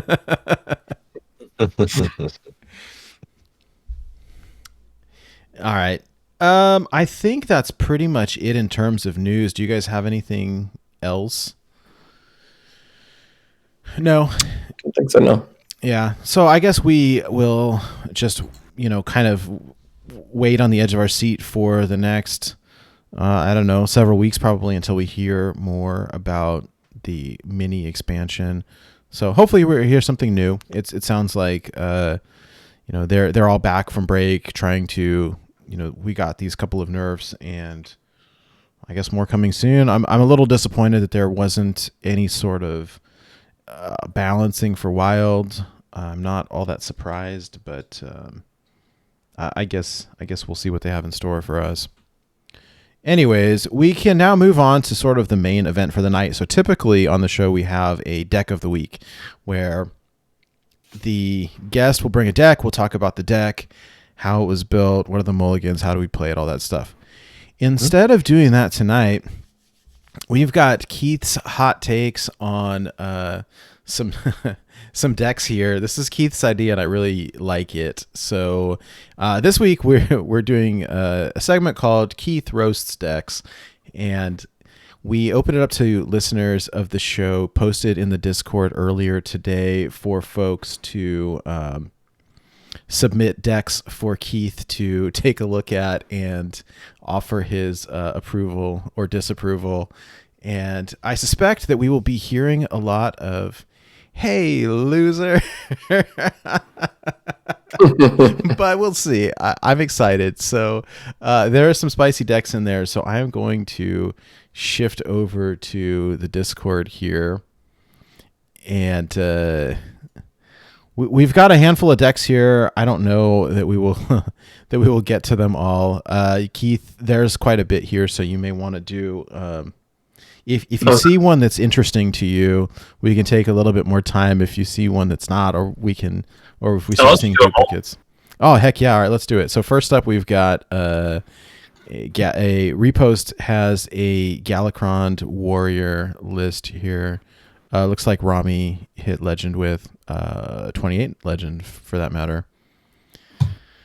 Can you see the screen here? Do you want to just jump in Discord, or do you want me to share the screen, or what's easier for you? I'm pulling up Discord right now. Sweet. All right, so that's the first one. Galakron warrior, number 28 legend, Rami 94 HS. It's really small. Let me pull it up on Neon's website. Cool. If you click on the picture, it'll enlarge in Discord. I know Memnarch have been playing quite a bit of this. Yeah, this It looks very versed to Memnar deck, not an exact copy yet. Like I've played a lot of it. It's a decent deck. It's okay.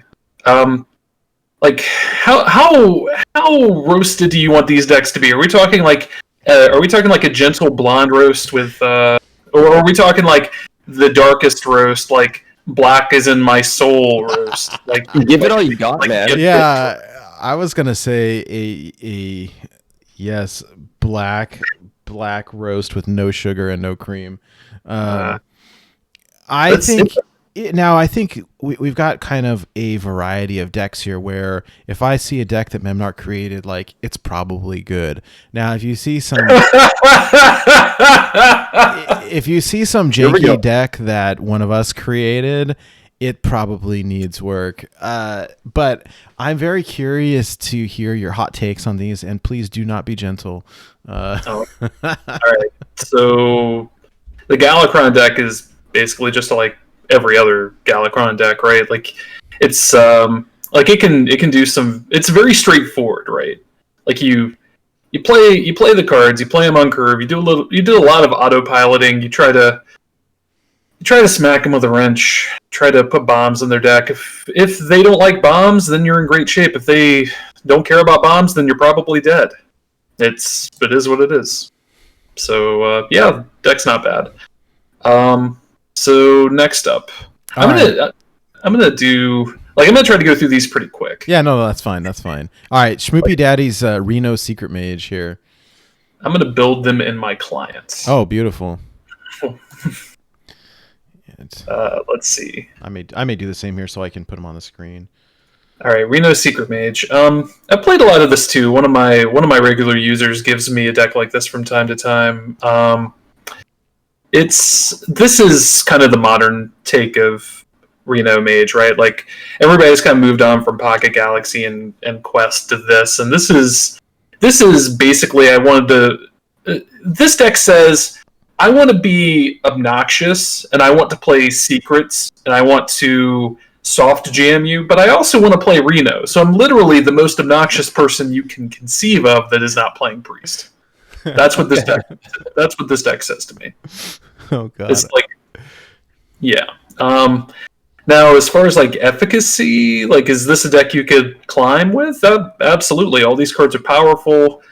For the most part, like nothing really sticks out as particularly bad. Wait, there's 2 counter spells in it. Oh. Oh no. You know, there are things I just do not tolerate. There are things that I just do not tolerate when people give me decks. A Reno deck with sneaking in a duplicate. They hit you on the spot. Get out of my chat. Just quit it. Stop. You scumbag. Why would you do this to somebody?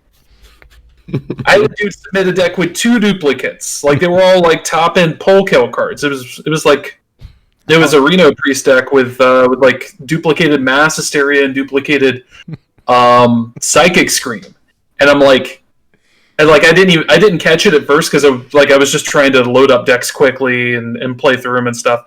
And I get there and I draw 2 Psychic Screams. I'm like, wait a minute. I think it was a mirror too, right? Like where I really wanted Psychic Scream, and then I played Polkelt, and then I drew both of the Mass Hysterias. And I don't remember if I won that game or not, but I was really pissed. I bet. I was upset. You can tell Schmoopy Daddy that like just like get in timeout. Like go in the corner and think about what you did. Because it's not right. It's not right. We've got some hot takes from Goldaniel in here too, which I'm really excited for. I'm going to create a deck list that is so toxic. Let's see. Goldaniel's first list. I'm not even looking at the deck in Discord. I'm just loading it in the client. Like copy paste the code, load it in client. All right.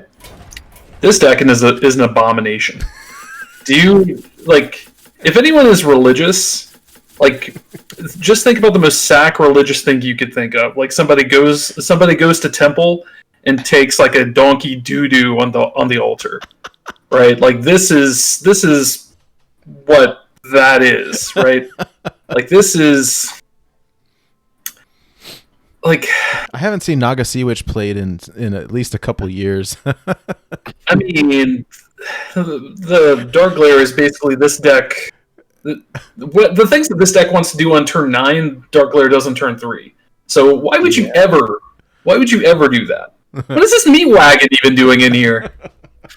What is this? What is this? You want a summoning portal into Naga Sea Witch, into jacking off all over the place when you're dead? You're already dead. You load this up into anything, you're already dead.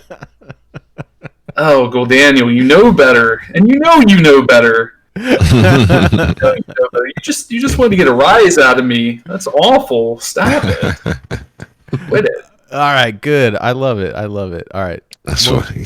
Well, good. Well, we've got another one here from him called Mr. Steal Your Heart.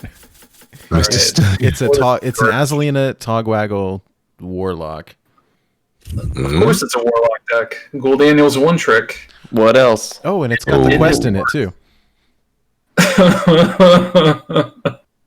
It's a good old Supreme Archaeology plot twist deck with literally no other redeeming qualities.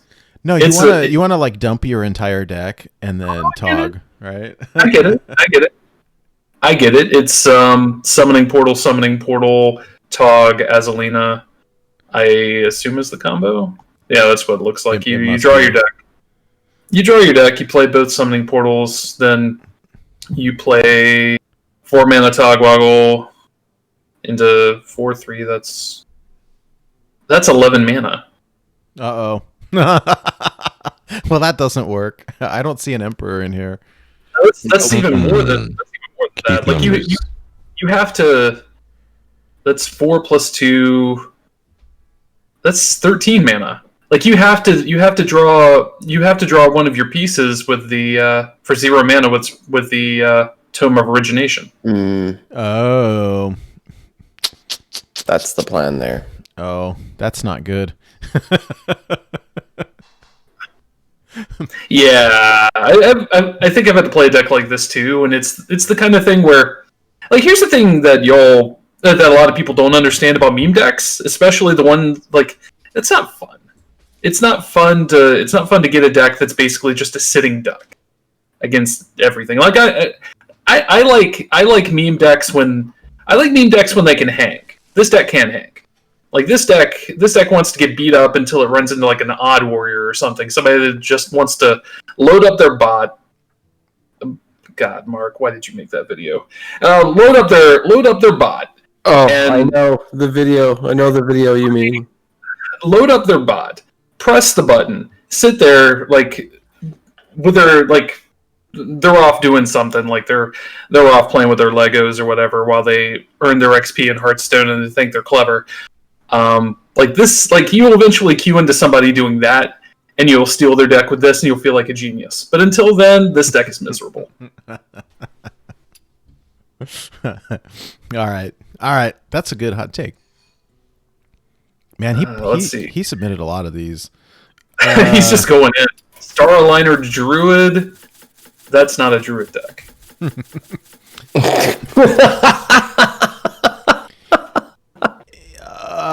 Yo, son, are you kidding me? I see Emperors and Glenda. What is the combo here? It requires Mogu Cultist. I don't own Mogu Cultist, by the way. I disenchanted that card. I'm not going to craft it. Don't even try to make me play it. No, you can make Raffle play it. You can make like Martian play it, but don't make me play this, please. We played a version of this with Clark Hellscream in Mage. This was pre Turtle nerf and did surprisingly well with it, but I don't think that it's viable anymore, even as a meme. So I think the combo is you Glinda a bunch of Mogu. Yeah. And then somehow open a board space so that you can play your last Mogu. I am very.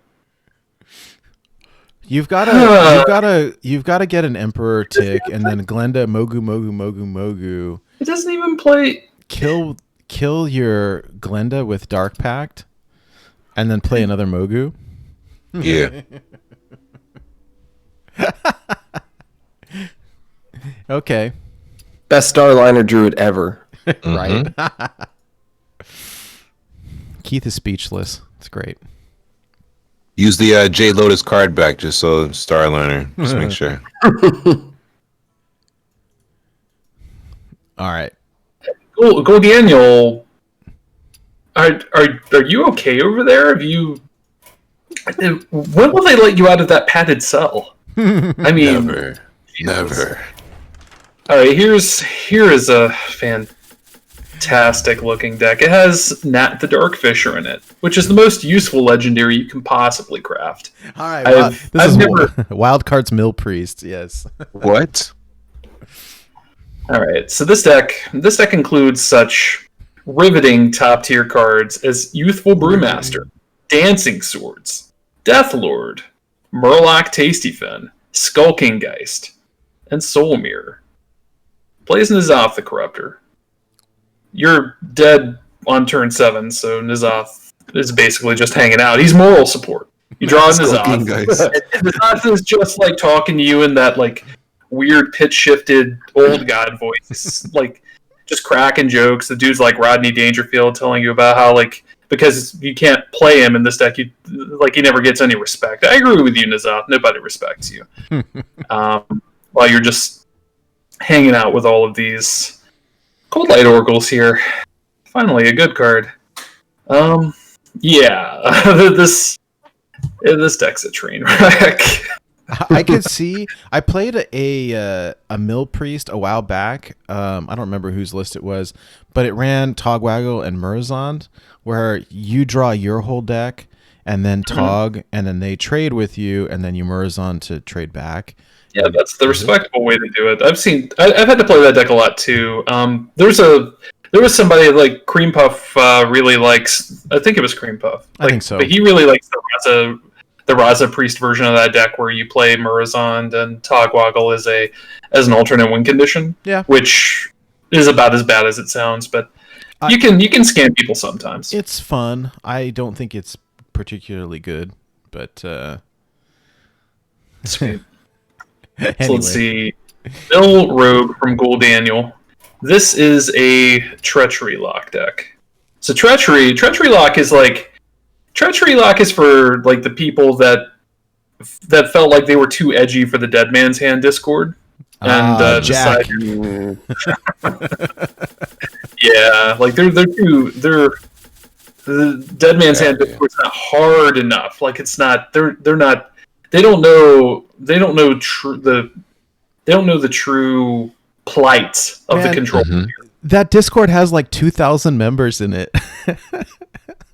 I'm a member of the Dead Man's Hand Discord. So am I. Everyone's a member. Like everyone's a part of the Dead Man's Hand Discord. It is its own meme. It's fantastic though. There's some good people in it. So what is the combo here? I mean, I know the Treachery, Fell Reaver. So you get an Emperor tick, Treachery, Fell Reaver, play a bunch of 0-cost stuff to get them to discard everything. But like, there's an Octosari in this deck. Yeah. So the idea is, like you play Thorsan, right? So you can kind of just build your own combo, but you donate them. I say donate. You play Treachery, you give them a thing. You play Treachery, you give them another thing. So you can give them Fell Reaver and then play a bunch of stuff. You can give them Octosari and then blow up the Octosari somehow, and then they draw 8 cards. And that's really it. I mean, this is one of those decks where it does a lot of nothing until it does the thing that it's supposed to do, and then it probably doesn't win anyway. But sometimes it can win. Like this is the kind of deck that really beats up on fair decks that are trying to like if you're playing against Odd Rogue, right? You can beat Odd Rogue with this. You just blow up all of their stuff. You play Void Lord, and you hide behind Void Lord for a while. They probably can't beat Void Lord anyway, so all the other stuff that you were doing, feels pretty good. You give them a Fell Reaver, you freeze the Fell Reaver. This is even play freeze. But usually they play like Glacial Shard or something to freeze the Fell Reaver after you discount it and you blow it up. Like this one doesn't even play Howl Fiend. Like Howl Fiend Halfine's the real spice against that a lot of the serious treachery decks love to play. Oh, yeah. I love it. Discard your whole hand. Yeah. Yeah. There's not much hand disruption in this game, so it feels pretty good, right? But with this deck, though, like, if you want to delete their deck, just play Ticketus. And even playing Ticketus isn't really that amazing. It's okay. But yeah, this is one of those around your butt to get to your elbow kind of decks, right? Like, you do all this complicated stuff, and then you do the thing, and then you die. Or your defensive cards are good enough to beat them as it is, and they die, and you didn't get to do your cool thing. So what difference did it make? It's very sad playing, you're trying to do your cool thing, and then you just die. Yeah. Oh, yeah. I love these hot takes. This is so entertaining, Keith. I'm telling you. This is the spice. I'm glad you're having fun. Oh, yes. I'm here all night. All right, so next up, another deck from Schmoopy and Daddy. This is Double Cthulhu. This is a Demon Hunter deck, which is not a good sign. Demon Hunter's a class right now is very one-dimensional and wild, right? Like all of the Demon Hunter cards are pretty good on the face of it, but they're not like they're good up to a point, but they haven't quite graduated to the big boy table yet. Like, they're still at the little kids table at Thanksgiving dinner. So, like, but it's like they're like a big kid, though. They can beat up all the other little kids. But then, like, somebody sitting at the big kids table just will beat them up or something. I don't know. I don't really know where this analogy is going, and it really points to me having a very difficult childhood, I think. But anyway, this deck. This deck is, you know what's worse than one Cthulhu? Two of them. And, like, Cthulhu in and of itself, like, either version of him is a challenge. Like, any Cthulhu deck is an ambitious deck to begin with, right? Especially the new one. The new one, like, you start off the game, he makes this vomit sound, he throws bad cards into your deck, and then, like, eventually maybe you don't die, and you assemble all the pieces, and then you craft Exodia, and Exodia doesn't even win you the game. No, because it doesn't go... Yeah. Yeah, at least in Yu-Gi-Oh!, Exodia has the decency to win you the game on the spot. When you assemble Exodia with this junk, you have to assemble like 2 Exodia. Right? So let's see. Is there anything positive this deck has going for it? It has a lot of removal. It has a lot of the other Cthulhu cards, which this deck doesn't play. My favorite Cthulhu card, original Cthulhu card, is Twin Emperor Veckler, right? Because I love that giant stack of stats. Right. It's great. If you're gonna play a Cthulhu meme deck, you have to have Imp. You have to have Twin Imps. So you could jam that. Like, you could probably make it like a decent, like an actually really fun deck by cutting one of the Cthulhu's and just focusing on one of them, and you'd be able to you could even climb to Legend with it. Maybe, like if you really hunker down and tinker with it, and you focus on the good and focus less on. If you stop being a hooligan and then start actually you start actually making positive changes and stop memeing around, you could probably make something happen, right? Yeah, this deck seems to be, it's got a very low curve, but then as soon as you start the game, you throw a bunch of 5-cost cards in your deck. Yeah. I tend to agree with you. If you took out the second Cthulhu and put in a Twin Emperor, that would be fun. Yeah, he's in chat. He says it's trash, but it's fun. well, yeah. I assume the joke. By the way, I haven't seen a serious deck get posted yet, so I assume the joke is like all of these decks are trash, and they just really want to hear me talk smack about them, which is fine. I am here. I'm here to please. Okay, so next one is another Ghoul Daniel deck. Wait, hold on. There's one that's just a code only. Oh, hold on. This one is special. This one is awesome because I have no idea. Druid. Oh, it's a Reno Hadronauts. No, don't tell me. Let me load it up. Let me load it up. Let me load it up. I'm a little behind the curve because I was doing a different. Keith could master this deck. Look at this. He plays this twice a night, he said. Is this Reno Druid? Oh, God. Sort of. Sort of, yeah. I don't know what this is. This has a Hadronox in it. Hadronox is ambitious. It plays... Somebody threw Kiri, Chosen of Aluna into a deck. That's... special. I don't think there's a word in the English language that properly encapsulate what I'm feeling right now about this card. It's bad. It's it's not good. Keith, remind me to invite you on the show next time we do a set review. Oh my God. Yo, we need to... You want me to just roast the entire set? Like, whatever the next expansion is, this card, like, be like the long version of Slizzle, right? Like, Slizzle just goes through all of his card reviews and is like, this card sucks. This card sucks. Yeah, you think this card's good, but no, it's bad. Oh yeah, this card's going to be all right. This card's obviously broken. This card sucks. This card sucks. This card sucks. This card sucks. This card sucks. Love his reviews. We would be done so much faster. It would be great. Oh yeah, this deck sucks. This deck sucks. This deck sucks. I mean, yeah. Well, if you're trying to get the Greybow achievement.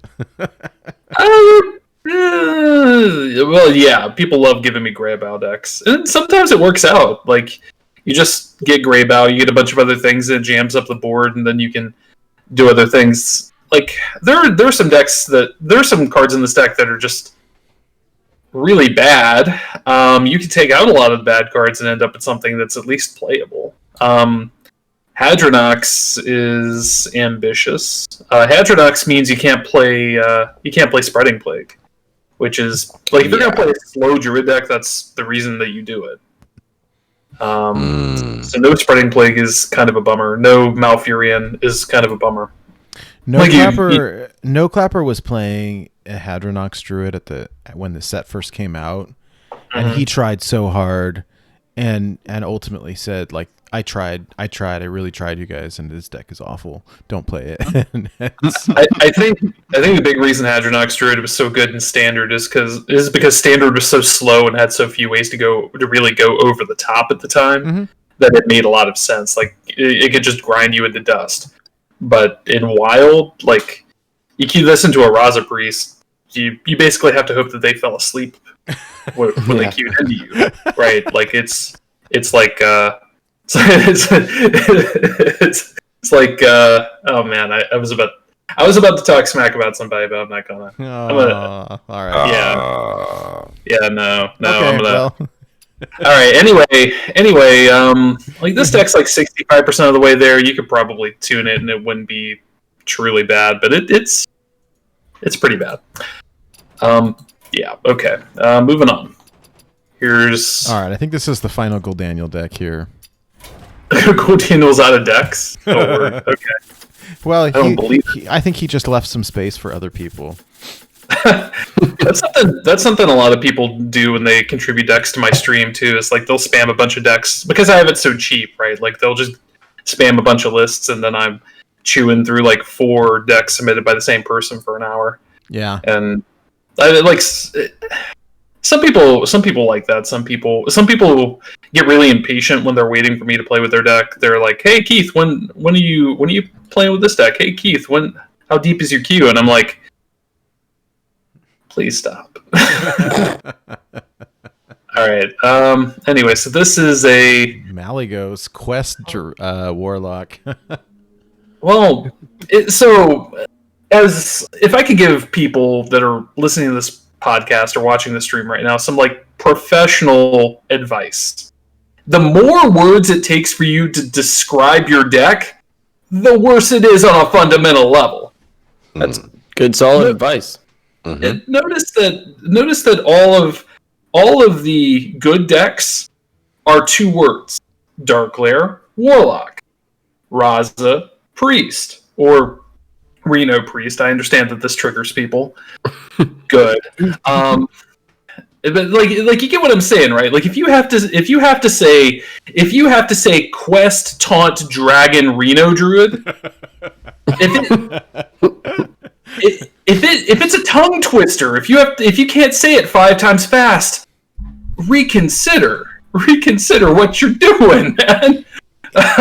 But yeah, so I guess like this deck actually kind of makes sense though. Like this is the kind of deck I could probably pick up wins with in any given night. So the idea, right? You have Supreme Archaeology, you finish the quest, you play Lore Keeper, you tap, you get Alex or you get Malagos. Like you have Emperor, so you just assemble a thing where you have a cheap Malagos and you just shoot him with stuff. It's a lot of hoops to jump through, but if you have a slow opponent or you can jam them really well with your defensive stuff, it can work. It can work. It's like it's a serviceable deck. This is a deck I'd appreciate playing. Right, so I can't really talk too much smack about it. It's wow. All right, I'll keep it. There you go, Will Daniel. Yeah. All right, 1 out of 4. All right. Check this out. So this next one, I only submitted one. I had someone play this against me over the past week and copied the cards out of the Hearthstone deck tracker, and it's really awful. And I freaking lost to it. What were you playing? I was playing Reno Priest, but yeah, this deck is a deck that just, man, if you really want to shut up Reno Priest, like if you have like that, if you're the kind of player that wants to play like all the wrench calibers, right? Like if you're playing like all of the upgrades, like you have the wrench caliber fetches, and you have the upgrades, you have the 3/4 that upgrades your weapon, you have capping green skin, you have Horde Pillager to bring it back again. You just really want to jam Raza Priest. This is the deck for you. This deck, here's a giant list of the cards that really just mess up Raza Priest, right? Like you play Doom Faradu after they play Polk out, and you just delete their win condition. Yeah. Good job, you did it. You play... Well, Chaos Gazer doesn't really do anything. It's a really bad card. You haven't played anything that they care to remove, and they're kind of playing off curve a little bit. You play Cold Light. Just deplete their cards. Plays Ren the First Disciple. Why play Ren when you can play Tick? I mean, it's 2021, guys. Come on. it's the Rin condition. I disenchanted my Ren. Like, I had a golden Ren, and I needed to get dust to craft something. I disenchanted it because I can't, like, it's really hard to justify playing this card now. So you have Tick. You have exactly no ways to upgrade your Tick, which is great. That's my preference when you see a Tick in this deck, is to have like the perfect curve where literally nothing activates it ever. Right.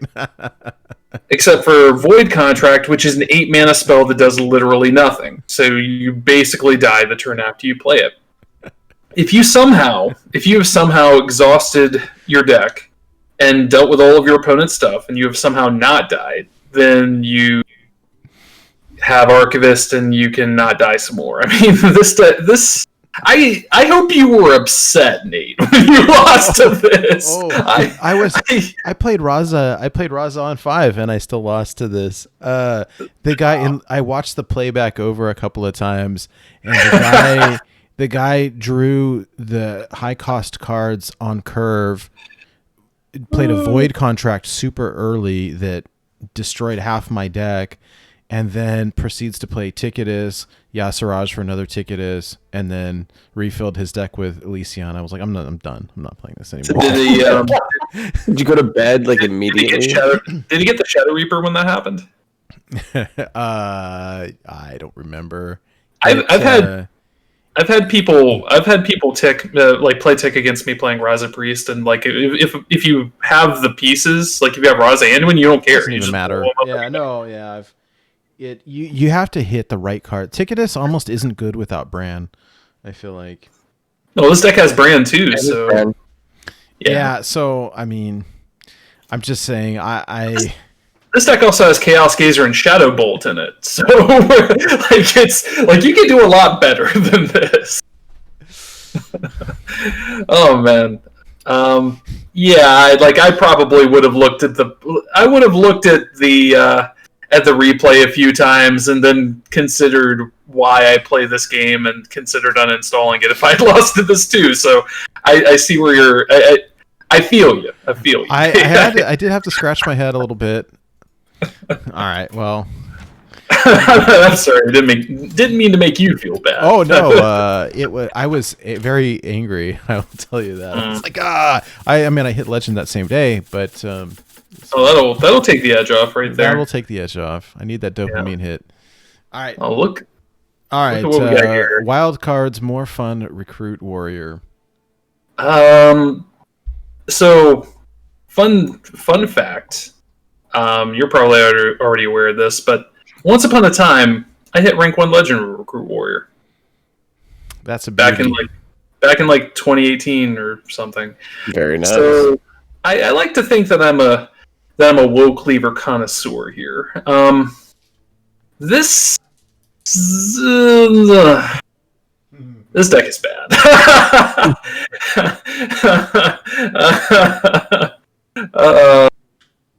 So, the problem with this deck, right, is that your top end is your top end just feels awful, right? Like all of these cards, most of them don't do anything. Like you're making Rod Face, you're making Noggin Fogger, right? And like, I guess if that's really all you wanted to do is like, congratulations, I play Gather Your Party into Mayor Noggin Fogger. Look at me, I'm clever. If that's really all you wanted to do, you did it. Congratulations. Perfect. So yeah. If those are your standards for the decks that you play in Hearthstone, congratulations. I love the inclusion of Nozdormu and Noggin Fogger. Looks very good. I feel like Nozdormu is you being nice to your opponent, like in a matter of end it sooner. Right. Like I know I'm wasting your time. Let's waste less of it. You know. I'll throw you a bone. Yeah, but like you could get the top end of that and probably putting like Scrapyard Colossus and like actual good top end cards, and you'd probably be all right. I know Labore put in a lot of time lately. A few months ago with Recruit Warrior, and wrote a guide, spent a lot of time, hit legend with it, and pushed a bunch of ranks. It's a fun deck more than it's a good deck. It was even like. Even back then, it was only really good because it farmed like 2 specific matchups, and those matchups were like 75% of the meta. So, right, like it felt really good at the time. Right now, it's not good into anything that is good. So it's like you play it because you play it for the fun of the game, not because you want to gain ranks. But that's okay too. Okay, Dragon Walk. Who is this from? This is also from Wildcard. Okay. Oh. Dragon Shutterwalk. Okay. So this has cards that I don't own, which is a really bad sign. Like, I have a pretty big collection. If you're giving me a deck that has cards that I don't have, those are cards that nobody plays. Like Nithog. What is this card? What does this even do? It does nothing. It literally does nothing. That's great. The card is an understated pile of no text. It has a battle cry that triggers with Shutterwalk. Wait, it's got 4 lines of text. It's got to be good. No. These words don't mean anything. Like this is in Greek or Russian or something. I don't know what any of these words mean. I'm pretty sure they don't. It's the order that the words are assembled in. I see. They suck. Okay. Yeah, like there's something about this where like I literally can't read the words that are on this card because the words don't matter. It is right. Yeah, like it's tag along or something. Like it's in a different language. Yeah. I had a frizz once. I don't have a frizz anymore. But yeah, so This deck gets beat up. And that's really all I have to say about it. I don't really even have any kind words to say about the deck. That's unfortunate. Let's move on. There's lots of dragons I miss in it from old Dragon Priest. Back in the day. Yeah. There's no Draconid operative. Where's that card? That's a priest card. Oh yeah. All right. No wonder. I got a deck All right. list from Volkai here called Double Dealer. This is looks like a Cthulhu Shutterwalk. Oh God, Keith too. Oh. Double Cthulhu Shutterwalk. Wait a second. All right. So let's just ignore the fact that there are Cthuns in this deck. Let's just ignore that, right? So here's how fantastic this deck is. The quality of cards that we're working with. We have Penflinger, right? Penflinger's great. Penflinger's awesome. But you know what would be better than one Penflinger? A bunch of other strictly worse Penflingers. We have Elven Archer, which is a Penflinger that doesn't return to your hand. Literally all the other text is the same. We have Cheaty Anklebiter. It's a Penflinger that doesn't return to your hand, but it has lifesteal. We have Flame Juggler, which is a random Penflinger. We have Ironforge Rifleman, which is a card that I don't even pick this if I'm playing Arena, where half the cards suck anyway. Like if they offer this next to, like if they give me a pile with Ironforge Rifleman in it and two other cards, if I'm picking Ironforge Rifleman, I am uninstalling Hearthstone. That's how bad this card is. Wait. Would you play this card if you needed lethal for one? Is he that bad? Why would what? That statement I'm doesn't messing. even. I'm messing around. Keep going.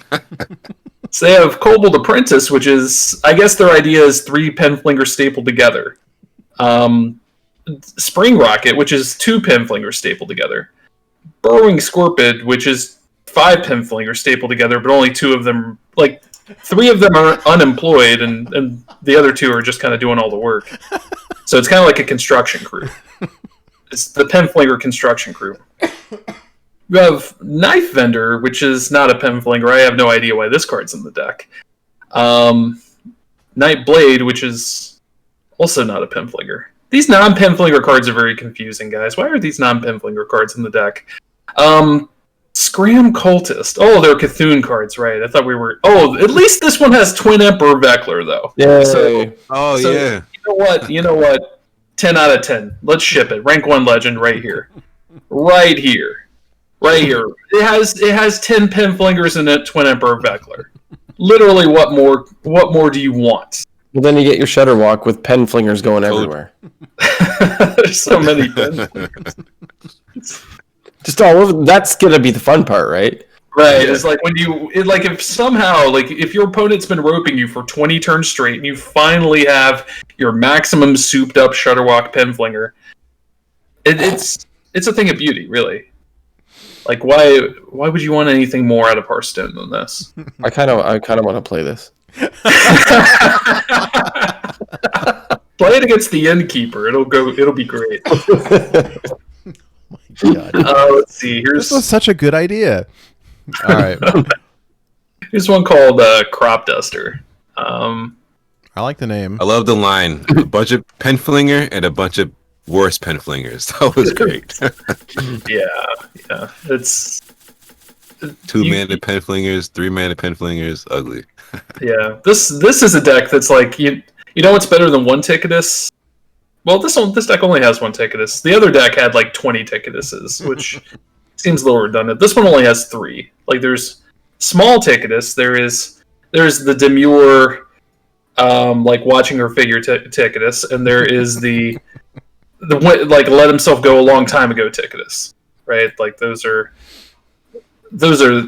both in there. And then everything else is just basically. Shouldn't you play the new Yasiraj for a third Ticketus? Mm-hmm. If you're gonna do that.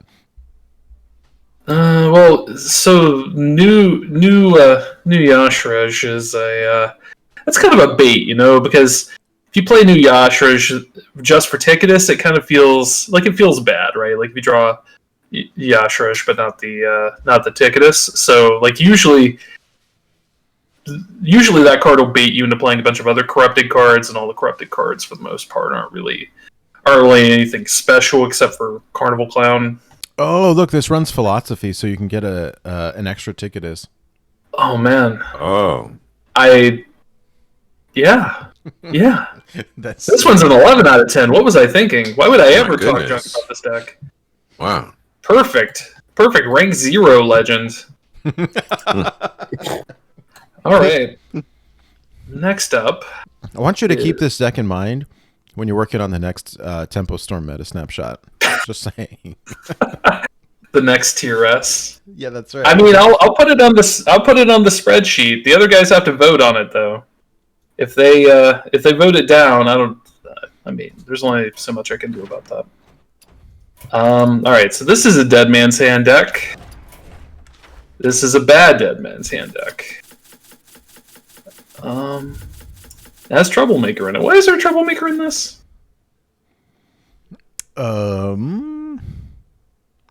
It's a rhetorical question. You don't have to. That is a good question.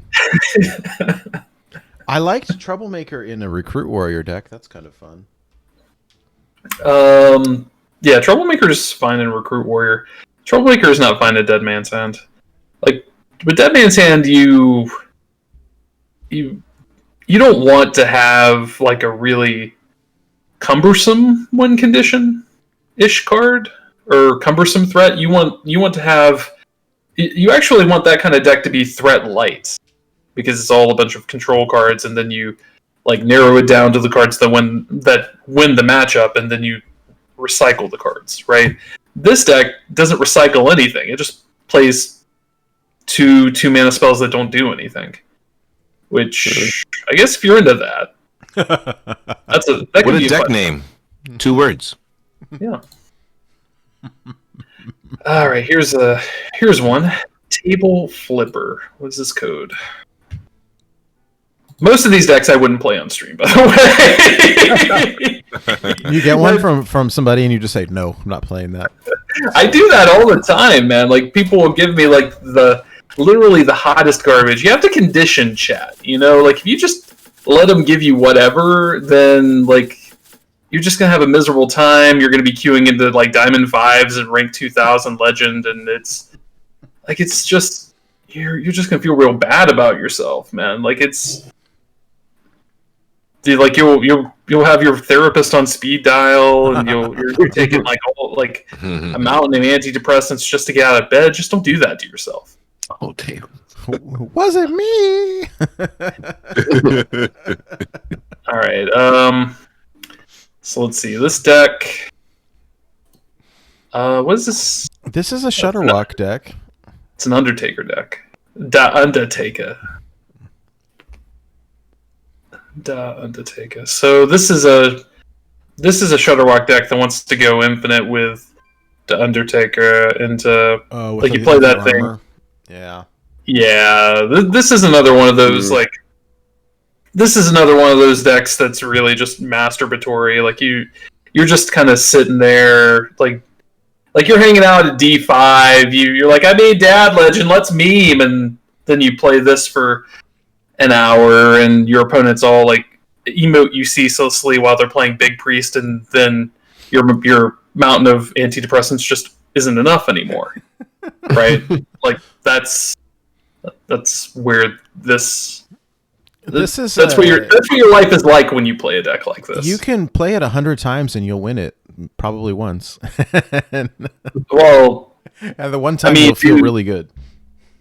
Do disconnects and AFKs count? If so, this deck actually has a much better win percentage of that. Like if you're losing against the AFKs, I don't know what to tell you, man. I don't know what to tell you. All right, moving on. Bend Over, I'll Show You is the name of this deck. It's a Paladin deck. A lot of words. Libram. Libram Paladin decks are not terrible. They're not terrible by definition or anything, right? Like Just ask Get Meowth. Get Meowth will scam people with Libram Paladin all day. This deck plays a lot of. Oh, There's a lot of one-ofs in this deck. so it plays Immortal Prelate, and it just wants to staple Librams to the Immortal. It only plays one Libram of Wisdom, though. It's also got the call, so you can heal up and have all the armor.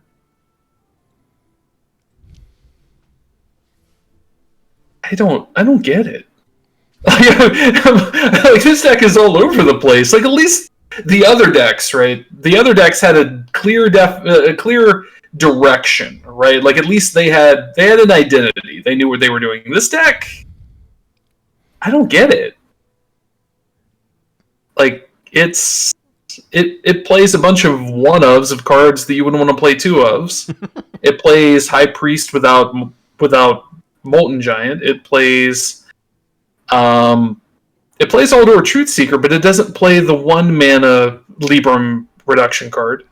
The good one? Yeah. Yeah. Like, it doesn't play Libram of Justice. You know, the 5-mana one, right? So what is this? What is this deck trying to do? Like, this feels like a deck that is built by, like, you know the kinds of decks, and I don't want to like talk smack about new players, but you know the kinds of decks that new players tend to build because they don't have a collection and they don't know any better, which is basically a stack of the best card, or what they think are the best cards for a given class. Like, this is what that deck looks like. This deck is what that looks like. I remember years and years ago when this is, I think, before Wild was even in existence, right? When Secret Paladin was like tier S, and like when BlackRock came out, and I was like, well, I really like dragons. I really like Secret Paladin, and I'm gonna make a Secret Dragon Paladin. and it was not good. It's like, hey, you can do one, or you can do the other. I want to do both. Hey, Nate. Sometimes you can get away with doing both at the same time, but like, you have to be. All of your cards have to be good or work well together, right? Like, maybe there is a Dragon Libram Paladin that works, but it's not a Dragon Libram Paladin that only plays one-ofs of all of its good cards, unless it's a Reno deck. So, but then, like, you're playing a Reno Dragon Libram Paladin. You remember the thing I said originally about having too many words in your deck title? Yep. Throw Cthulhu in there also. Yeah, this guy gets it. Nothing wrong with your deck title. It's the Getaway Kodo will get you some stuff back, presumably, maybe. Oh, there was a Getaway Kodo in that deck? Yeah. Why? Like, why would I ever recur any of these cards? Bend over, I'll show you. Oh my god. Oh my god. Yo, oh my god. Let's go ahead and move on. Or like, I feel like if you contributed a deck to this and you're listening, and like if you contributed a deck in good faith and you're listening to this right now and you're like, my deck's not that, but no, your deck's terrible. Like, I'm sorry to make you feel bad, but I'm not really sorry at all. I'm not really sorry at all. Mars Bad, the creator of the deck, is currently in chat right now. Let me look at this. I agree with Keith because I submitted a deck and it's trash, so he's right. I built this, and I have been playing since beta, and I have a golden Wild collection. It's a casual You should Wild. be ashamed of yourself. No, he wrote, oh yeah, it sucks above that, though.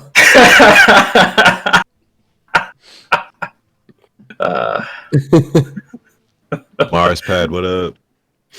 All right. Next up is all right, we've got another Shutterwalk deck here. People love Shutterwalk. Oh wait. This is another 3-word deck. This is a Mill Shutterwalk N'Zoth Shaman. This Hukar. Don't forget about Hukar. there's a Symphorian Bomber in it. So it is Bomb. It is Bomb N'Zoth Mill Shutterwalk Mill Shaman. We need to Milwaukee. play this. Don't make me play this, Nate, please. No, I'm joking. Please He don't. can't. He doesn't have a car. Oh, right. I can't play this. Maybe you can play this. I don't have Nate the Darkfisher. Hold on. Nate, you've been building all of these decks with me, right? But I haven't been watching the stream. Have you been missing any of these cards? No. How many whale songs do you know? Like, Oh, I wrote the whale song. All of them. like, a little bit of Keith trivia. I won a writing contest in second grade where I won a soundtrack of whale songs narrated by Leonard Nimoy. Wow, that's good. That's Whoa. That Wow. was. Okay. I might still have it somewhere. That's amazing. Oh, you should put that as your stream music. I probably could use it for that. All right, so yeah, this you play not the Darkfisher. You know better.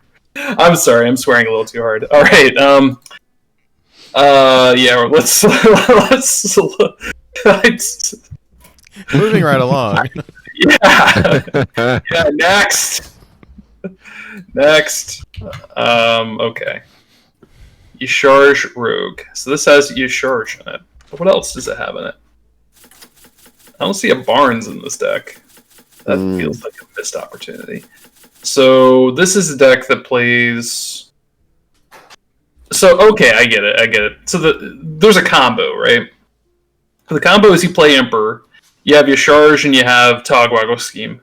So you discount those cards. You play Yasharj, you play Togwaggle Scheme, you shuffle a bunch of Yasharjes into your deck, and then you just have it's Yasharj City. Yeah, Right. pull any It's a card out. Yasharj party, and everyone's invited. Of course, you're that's a turn 9 combo at best that doesn't win you the game, which means you're basically dead. They never let you pull this off unless you're Raffle, and all they want to do is just watch the stream while they emote you incessantly, right? Like that's what this is. So yeah, you can play this against the Innkeeper. You'll have lots of fun. It'll be great.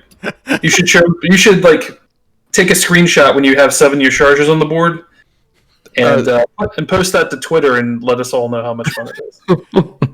I'll do it, and then I'll Photoshop the username and my rank in the corner, so it'll look like I'm against a real person. But it has to be rank 1 legend. Like if it's not rank 1, then like that's the real dust bait opportunity, right? Like that's basically Paradox's whole career. You know? Oh, damn. I remember when you talk about dust bait. I remember when Concerned Mom, he plays viewer decks or has like a stream reward to play a 35 card legendary deck. Was sitting at Diamond 1, right? Diamond 1 3 stars. Yep. Plays one game of this, won with it, post to Twitter, hit legend with this deck 100% win rate. That's my boy. Got the screenshot to prove it. Absolute What was genius. the deck, That's though? my boy. What was the deck? It was just one of those 35 legendary. Oh, right. I Yeah, remember 35 this. legendary. It was probably Warlock. Yeah, it was Warlock with Prince Malchazar. Right. Yeah. Wonderful. Wonderful. Okay, so let's see. This one Look, there's is even a screenshot with the multiple Yasarajas. Oh. Yep. All right. we got the working casual. This Oh, is plays the casual. darkness, so everyone's memeing. It's all a good time. Sweet. Okay. All right. Here we go. Doctor. All right, now we're talking. This is just in time for today's nerf. Even Rogue. Oh, not better than my even deck. Presented to us by Dr. Bomb.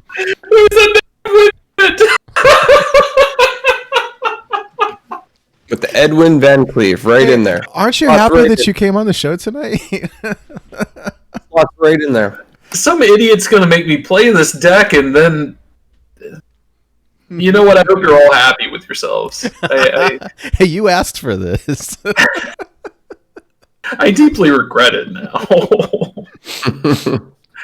All right. Yeah. All right, we're moving on from that. I don't even know. I don't No even deck know. doctor. What is the even rogue hero power? What is the hero power cost It's- 1? It's Yeah. a one mana. You attack on turn 1. So Demon Initiate. Hunter? Initiate right away. Yeah, you're stabbing them. Yep. You did it. Oh, a Penflinger deck. All right, here you go, Keith. So someone made me play a deck very similar to this last night. Oh, Penflinger Quest Rogue. Yes. Is there a secret passage? There is. There are a lot of cards in this. A lot of them are. Okay, so this plays Galakron. Why does it play Galakron? Because I want to play Galakron. That is a good question. It plays 2. Oh, it plays Galakron because isn't your reward the lackeys? Oh, it's the lackeys. So then you have 4/4 lackeys after. Okay. cool. Got it. Yeah. All right. This looks pretty fun, actually. Yeah. So how do you proc the quest? Hey, loser. Yeah, I guess you... Okay, and you've got Shadow Steps, but there's no... So your backup plan, and which is probably your primary plan in when you're trying to do this seriously, is Bloodsail Flybooter. So you play Bloodsail, gets you 2/1/1 pirates. You Shadow Step it, you get 2/1/1 pirates. And then you get the other Flybooter or Shadow Step, and then you have all of them. Like you complete the quest with the 1/1 pirates. Yeah, I guess you could do it with the Firefly. Yeah, the Flybooter's probably the easiest way. Yeah, Firefly is really terrible for this. Not without the pandas to bounce. Yeah. Yeah. I mean, it's got 2 secret passages. I mean, I think probably the best would be a Penflinger. Like Penflinger, Backstab, Counterfeit Coin, Prep, Shadow Step. Yeah, like, there's a lot of stuff. That's probably the easiest. Of course, the deck has the defensive capabilities of soggy toilet paper, right? Like, Oh, God damn. it's they're gonna kill you. You're not offering any resistance. You can't even clean up afterwards. There's Like, pen it's- slingering them to death. Getting wiped. Doing a slow board clear with your pen flingers. God, yeah. very slow. All right. It does look fun. I will give it that. Yeah. Maybe. Like you'll complete the quest and you'll feel clever, and then you'll die, and then you'll. I think that it could be reworked in a different way that might win more. Not that this is a meme deck, but Right. Well, so I mean, Quest Rogue always kind of has that problem, right? Where like it always feels like there's like you should be able to do something to break it, but they've nerfed it so many times that it's that's probably not it. Yeah, it's not going to happen. no. All right, so the next one. Oh my God! is Another even rogue, but I think it's different. Let's see. Yeah, this one plays Edwin too. This one plays a lot of 4-drops and 6-drops, which is really weird. It has Captain Hooktusk, which summons. It's got 2 copies of Argent Commander. That's probably the best card in the deck. How come there's no Leroy? Because you can't play Leroy. Oh, it's 5. Yeah, my bad. Wait, what? Oh. No. Used It's to be 5. 4. It's 5. Okay. It was 4 once. So this plays Toxicologist, but it doesn't play Goblin Auto Barber, which is strictly a better Toxicologist. I love Just Goblin Barber. Just wanted to point that one out. 2 mana Cold Blood, but no preparation. But it has Foxy Fraud and Knife Juggler. It has more Knife Jugglers than Foxy I was Frauds. gonna say there's only one Foxy Fraud. Yeah. It has more Cursed Castaways than Foxy Fraud. Why One do of you- these cards is, yeah, Why do you play Shark Fin Fan without a cannon? because it kind of jives with your hero power. Like you have a 1-mana dagger, right? So you play your dagger on turn 1, and then you play Shark Fin Fan, and it's like you have patches in your deck, kind of. Oh, yeah. But you never have to draw patches. See, that's big brain. Hey, it does have Captain Hook Tusk in it. Yeah. See, you're summoning pirates. There's Bloodsail Raider even. You have a 2-mana 3/3 in the deck. You're breaking curve.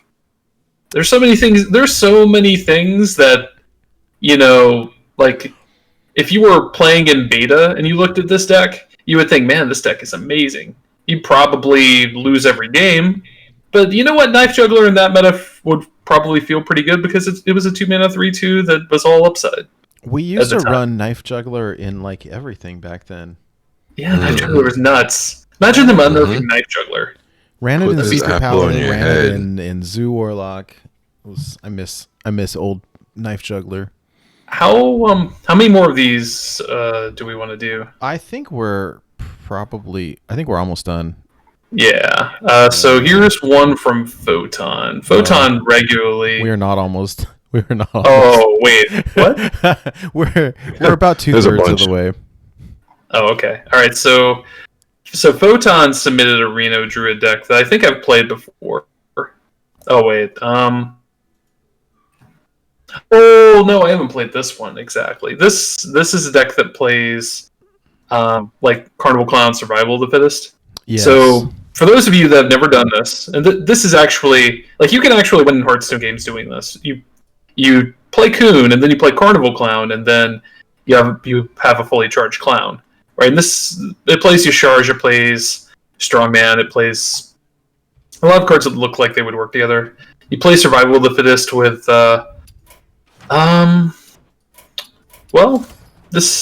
you don't have Kael'thas, which is normally how you make Survival of the Fittest work without taking a huge tempo loss. Like if you either Coon into Carnival Clown or you Coon into Survival and then Carnival Clown the following turn. Mm-hmm. So it's all really slow. Right. Mm.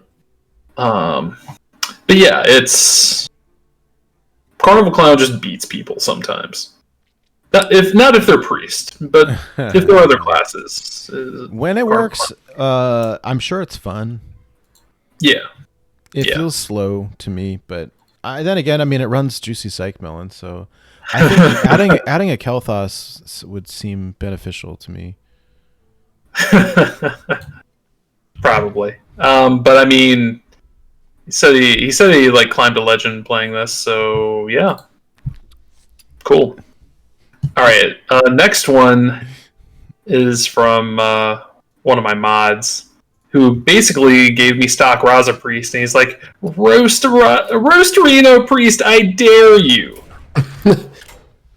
So let me tell you, fun fact about Raza Priest, right? So even after they unnerfed Raza, like Raza Priest was kind of one of those decks that was like, you kind of had to know what you were doing to play it, right? Because like you could, sure, if you have Raza on 5 and do it on 8, like basically any idiot can win a Hearthstone game if they God curve you. But sometimes Raza the Chained is the last card in your deck. Mm-hmm. And Shadow Reaper Anduin is the next to last card in your deck. And like you had to know, you kind of had to figure it out. You had to have Reno. You had to scam him in other ways, right? Like you had to work for it. You had to work for it. So then they make Lore Keeper Polkelt. Lore Keeper Polkelt has never worked a day in his life for anything. Lore Keeper Polkelt is like, does Kim Kardashian have kids? like they're Lore Keeper Polkelt is probably had to do about the same amount of work in my estimation, right? And like everyone around Lore Keeper Polkelt does about the same amount of work, which is literally none. You play Polkelt, and then everything gets handed to you. It's like the world exists for you.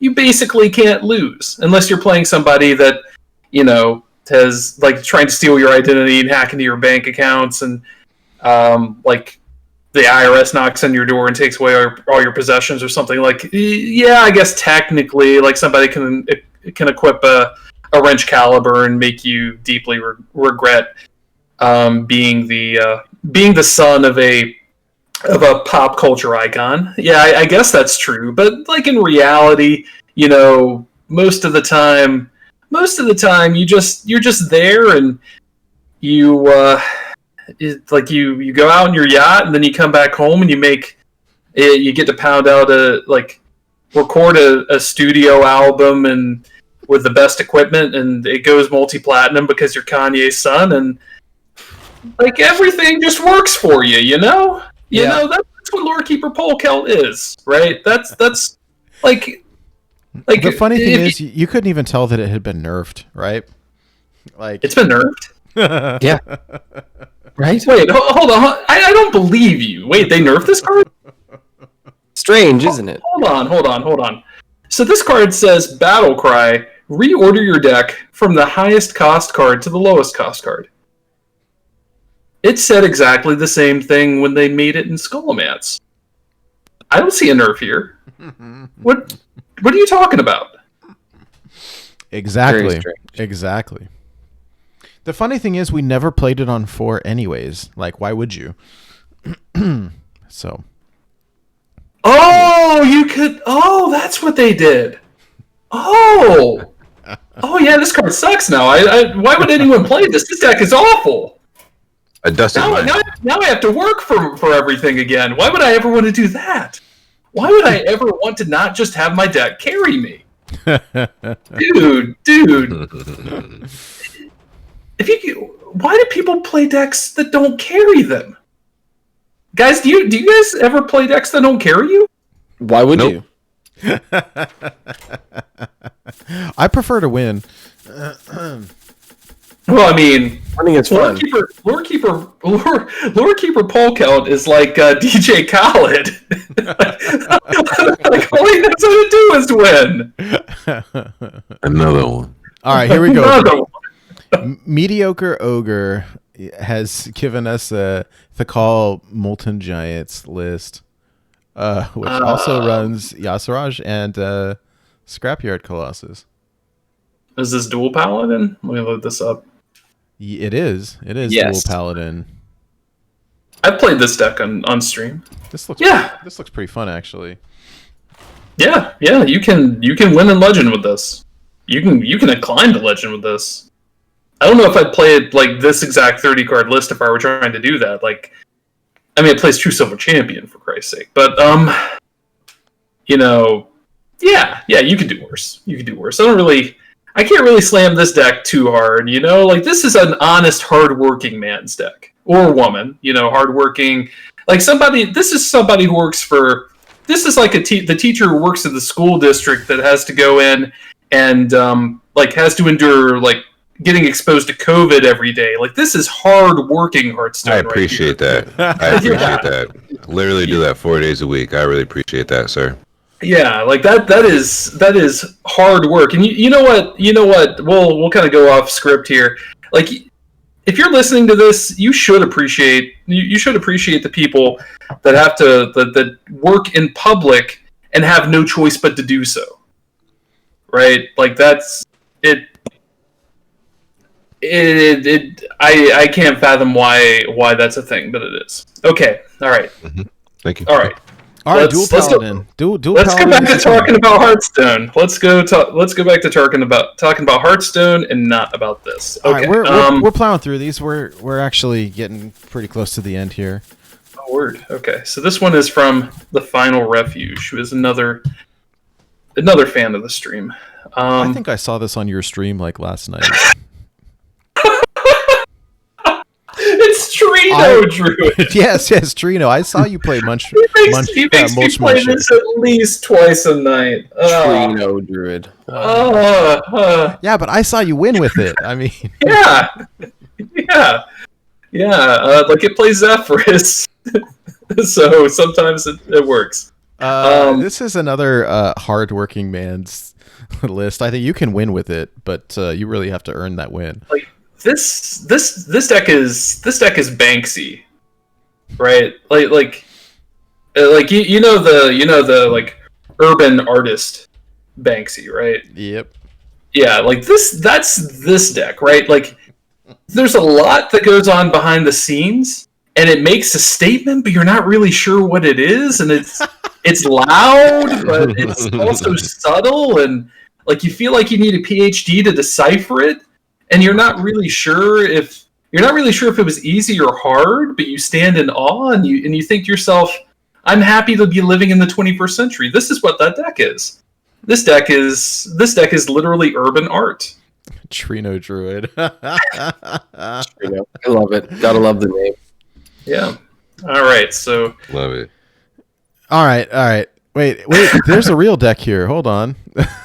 a real deck. I don't believe there's it. There's a Kingsbane. Rank So, 1. It's Corbett's rank 1 legend Kingsbane Put Rogue. Corbett's list. Word. Rank 1 legend Kingsbane Rogue. This is Drumstick posting on Twitter about how he's good at Hearthstone. That's adorable, Drumstick. I especially like the part where you talk about how you were sure that this is the right way to go, as if you made any judgments for yourself. I love it. All right. So yeah, this deck is like, you know how I made the Polkelt comparison, right? Well, this deck is like Eric Trump, right? That dude's never really had to work for real either. But like, he'll probably just kill you. Like if you look at him wrong, you'll go home, and then you'll find that your family's missing, and then you look down, and at some point, like somebody broke your knees. How did that happen? Where did my legs go? Why is my jaw broken? And before you know it, you're in the hospital, but they don't have any more ICU beds, so maybe you're not in the hospital. Maybe you're just at home, just kind of in traction, trying to figure out where your life went wrong. That's what this deck is. Oh my god. Gosh. All right, what's up next? Let's see. Here's a Secret Mage, also posted by Drumstick. Drumstick. You see, I have a pet peeve about this deck, right? Like Drumstick's this list only plays 7 secrets, right? So every time I play this deck, I run out of secrets, and then I start screaming at him. On stream. Like, I'll just be like, Drumstick, you idiot! Why would you give me this deck? It's so bad, while I'm sitting with like 12 copies of Cloud Prince in my hand that'll never do anything except look at me funny. Right? Like, why is this a thing? I mean, it plays busted cards, so it doesn't even matter. Right? Like, this is like, is there another like really weird celebrity? This is like, does Elon Musk have kids? Elon Musk does have a kid. Oh, but yeah. That kid was just born. Yeah, it doesn't even have a name. It has like a set of numbers and symbols. Oh yeah, that's right. Like a high. Yeah. It's When that kid grows up, that kid's going to be Secret Mage. Doesn't have to work a day in his life. Just killing it. Oh, perfect. All right. All right. So what? All right. Next up, This one is 5 decks left. We've got another. We've got a Reno. Not Reno. This is a Cthulhu the Shattered with N'Zoth. Demon Hunter. I'm a little confused. Lots of words. It also runs Finley and Grizzled Wizard, and this deck is me. This deck is me when I was in elementary school. Where Zai the Incredible. Oh my god. Yeah, like all I ever did was just read books and doodle in my notebook and talk about things, and everyone would just look at me funny. Yeah, this is definitely my childhood as a deck right here. You're saying you want to play this deck on stream, then? Is that what I'm hearing? Please don't make me do that. It does have N'Zoth in it. What does it bring back? There's a Kartut Defender, and that's the only Death Rattle. Oh, and a Mistress of Mixtures. So a bunch of healing. Just a bunch of healing. I guess. I also like. There's a Coilfang Warlord as well with Death Rattle. I also like to pay 10 mana to do nothing. I mean, that's a recurring theme tonight, though. From what I've seen. Speaking of doing nothing, can't do the next class. Damn. All right. Next up is from Arc Young is a Control Hunter deck. What did I just say? I'm telling you. Oh, we've never done a roast on the show before. I feel a little guilty, but it's pretty fun. It's awesome. Hunter's not even on the Tempo Storm Metastorm report anymore. It's gone. Like, hey, Wait, we're wasting our time this here. one looks pretty fun. This one looks Oh, I pretty. bet to play this deck. Cartoon Defender, Dark Moon Tonk, Jewel of N'Zoth, Zul'jin. Yeah, 9 lives. I mean, it's greedy as sin, but sometimes you just get there, you know. I'd play this. I don't know that I would win with it, but I'd definitely play it. Zul'jin. Yeah. Got some Zul'jin. Yeah. Cool. Okay. Yeah, like What's your hot take on Jewel of N'Zoth? Is it bad? it'd be nice if it were a priest card. Oh yeah. Like that is literally a priest card. I have no idea why it has a green border. Yeah, somebody made a mistake Sick. in the Hearthstone office here. All right. Yeah, it makes a lot of Yeah. sense. Okay. Evolve Combo Shaman. What's the combo? Evolve, revolve, devolve. So the combo is you play these cards and then you want to install Hearthstone. So like it's a tale as old as time. Why And the does it volcano have goes off. Sandstorm Elemental with Desert Hair?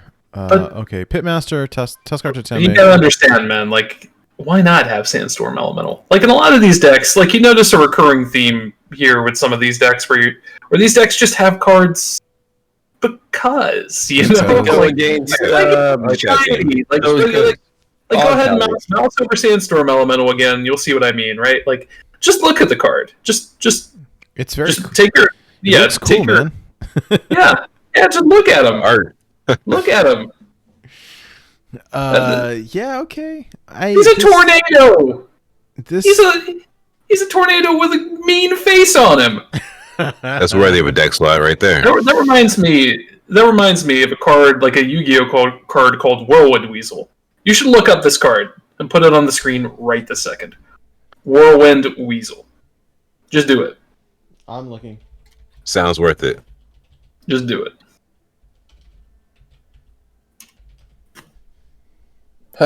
Oh yes. What the? on. Yeah. Part of them amazing. Alright, I'm already looking at it. There was if you want, I've played this deck I've played this card in tournament-winning decks before. Wow. It's not on the screen though. We need it on the screen. I'm working on it. Hold on.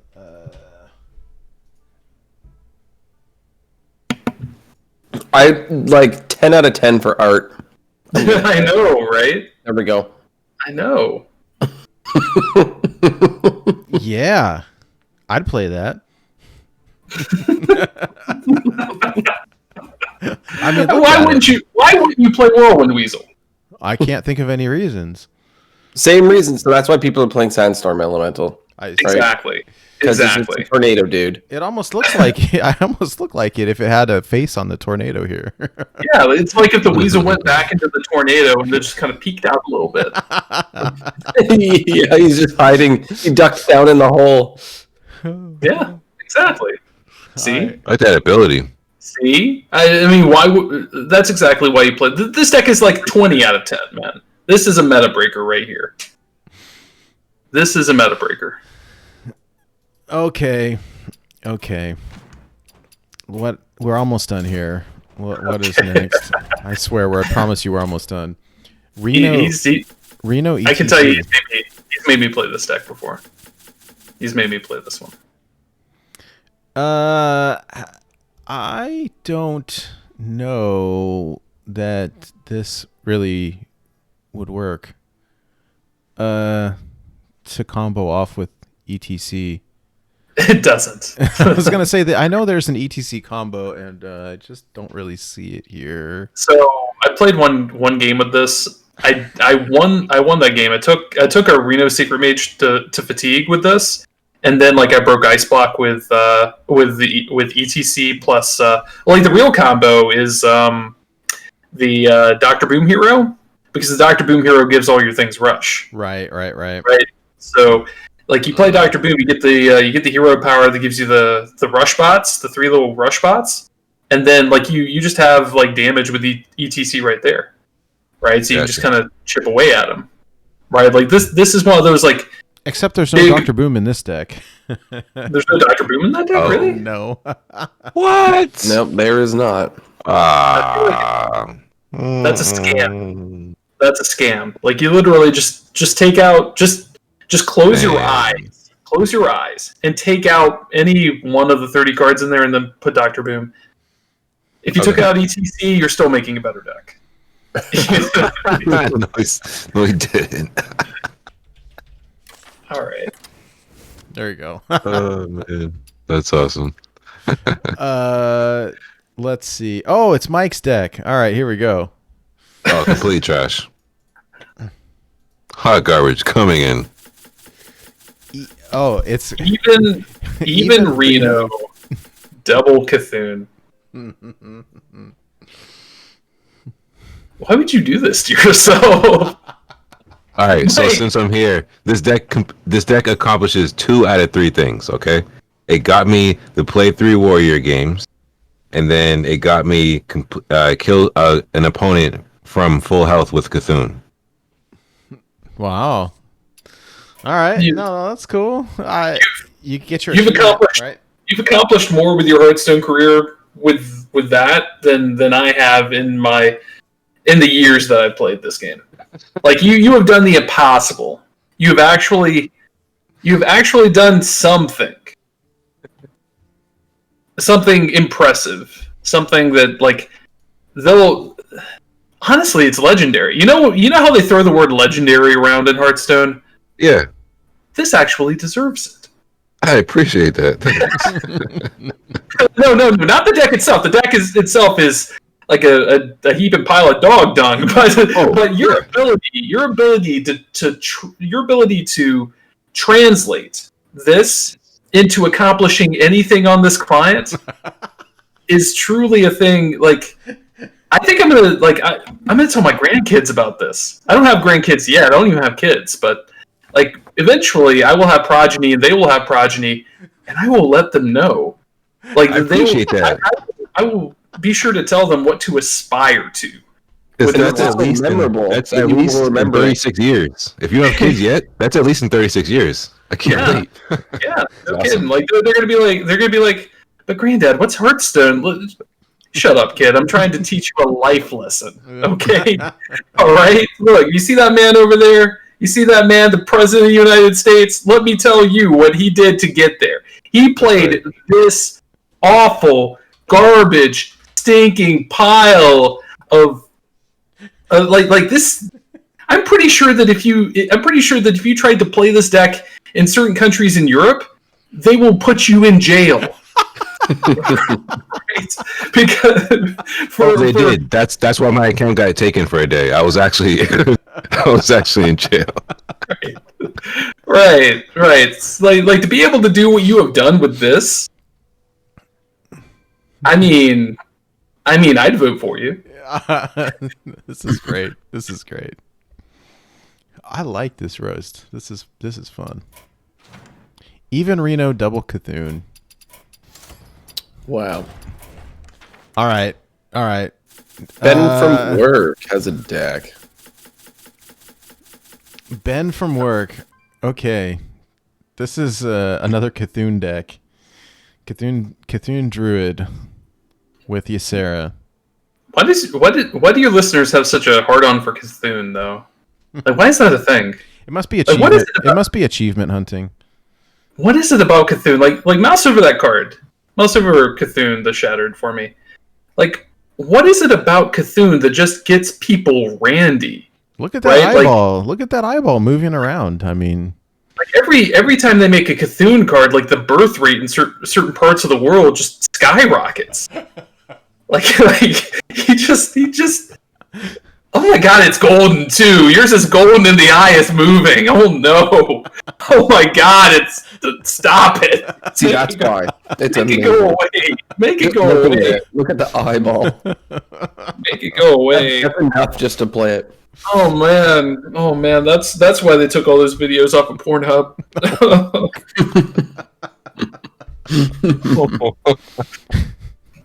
so you think it's bad then?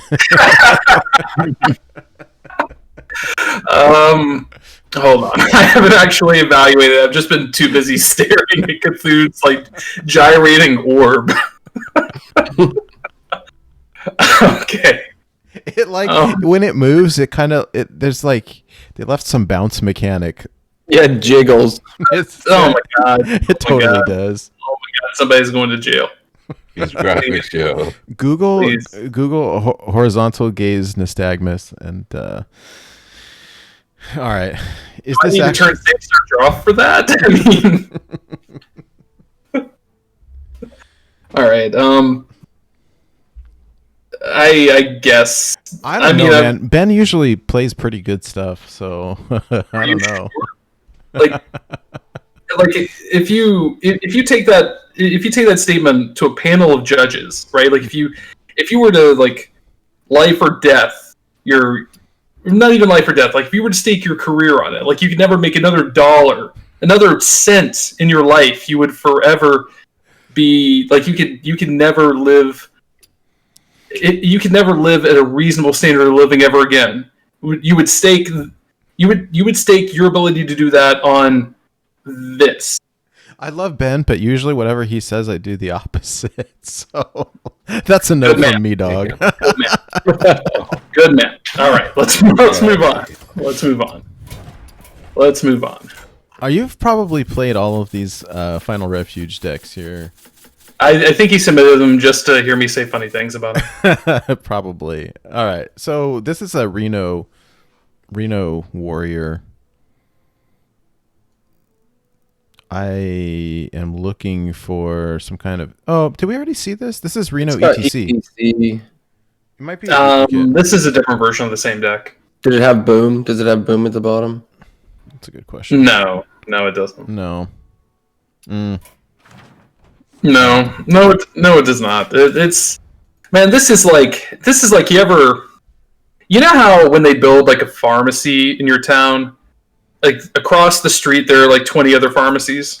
That's basically what this is. When I used to live in Orange County, California, and there was a corner about a couple blocks from my house where we had a Del Taco on one corner, and directly across the street was another Del Taco. And the only difference is that one of them was open 24 hours, and so I feel you there. I bet you like $1 that both of those Del Tacos, like whichever Del Taco was there first, actually makes more money now than the other Del Tacos across the street.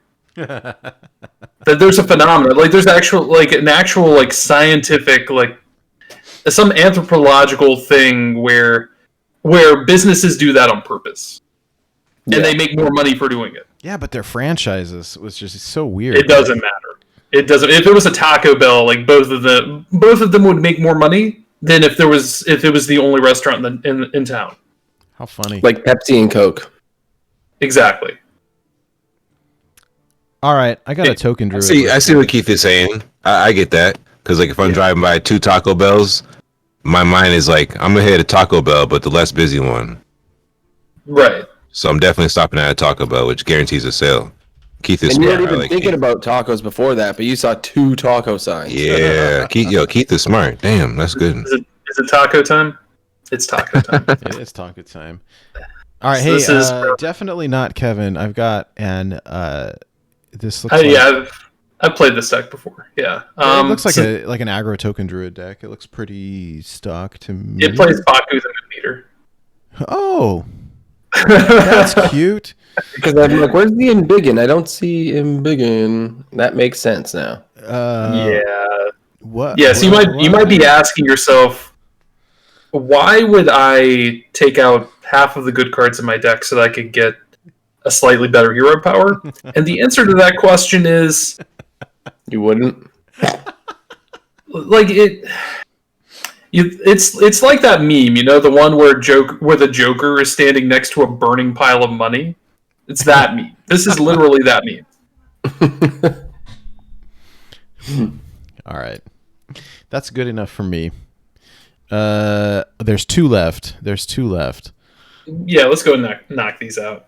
Like we'll 5-second review these. All right. 5-second review. Yeah, let's do that. Oh, All right, we've got an odd demon hunter here. This- Wait a minute. No, it's not.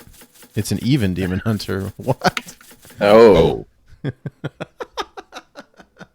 Oh. And it has Gen too. And two Nazoths.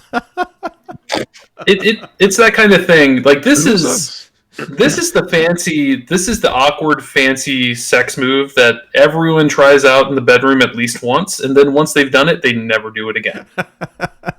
I've never tried it. Okay. I've never. Hey, I mean, it's got again. Your hero power only costs 1.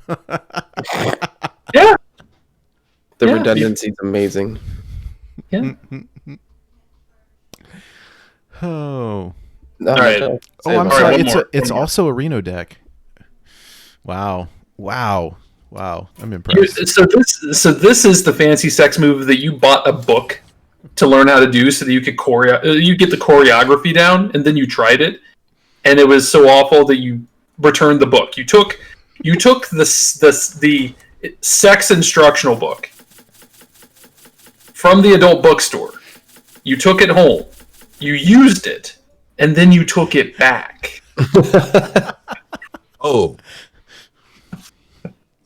That's something special right there. All right, this is our last one. Our last one from the Final Refuge. This is a Reno Paladin deck here. All right.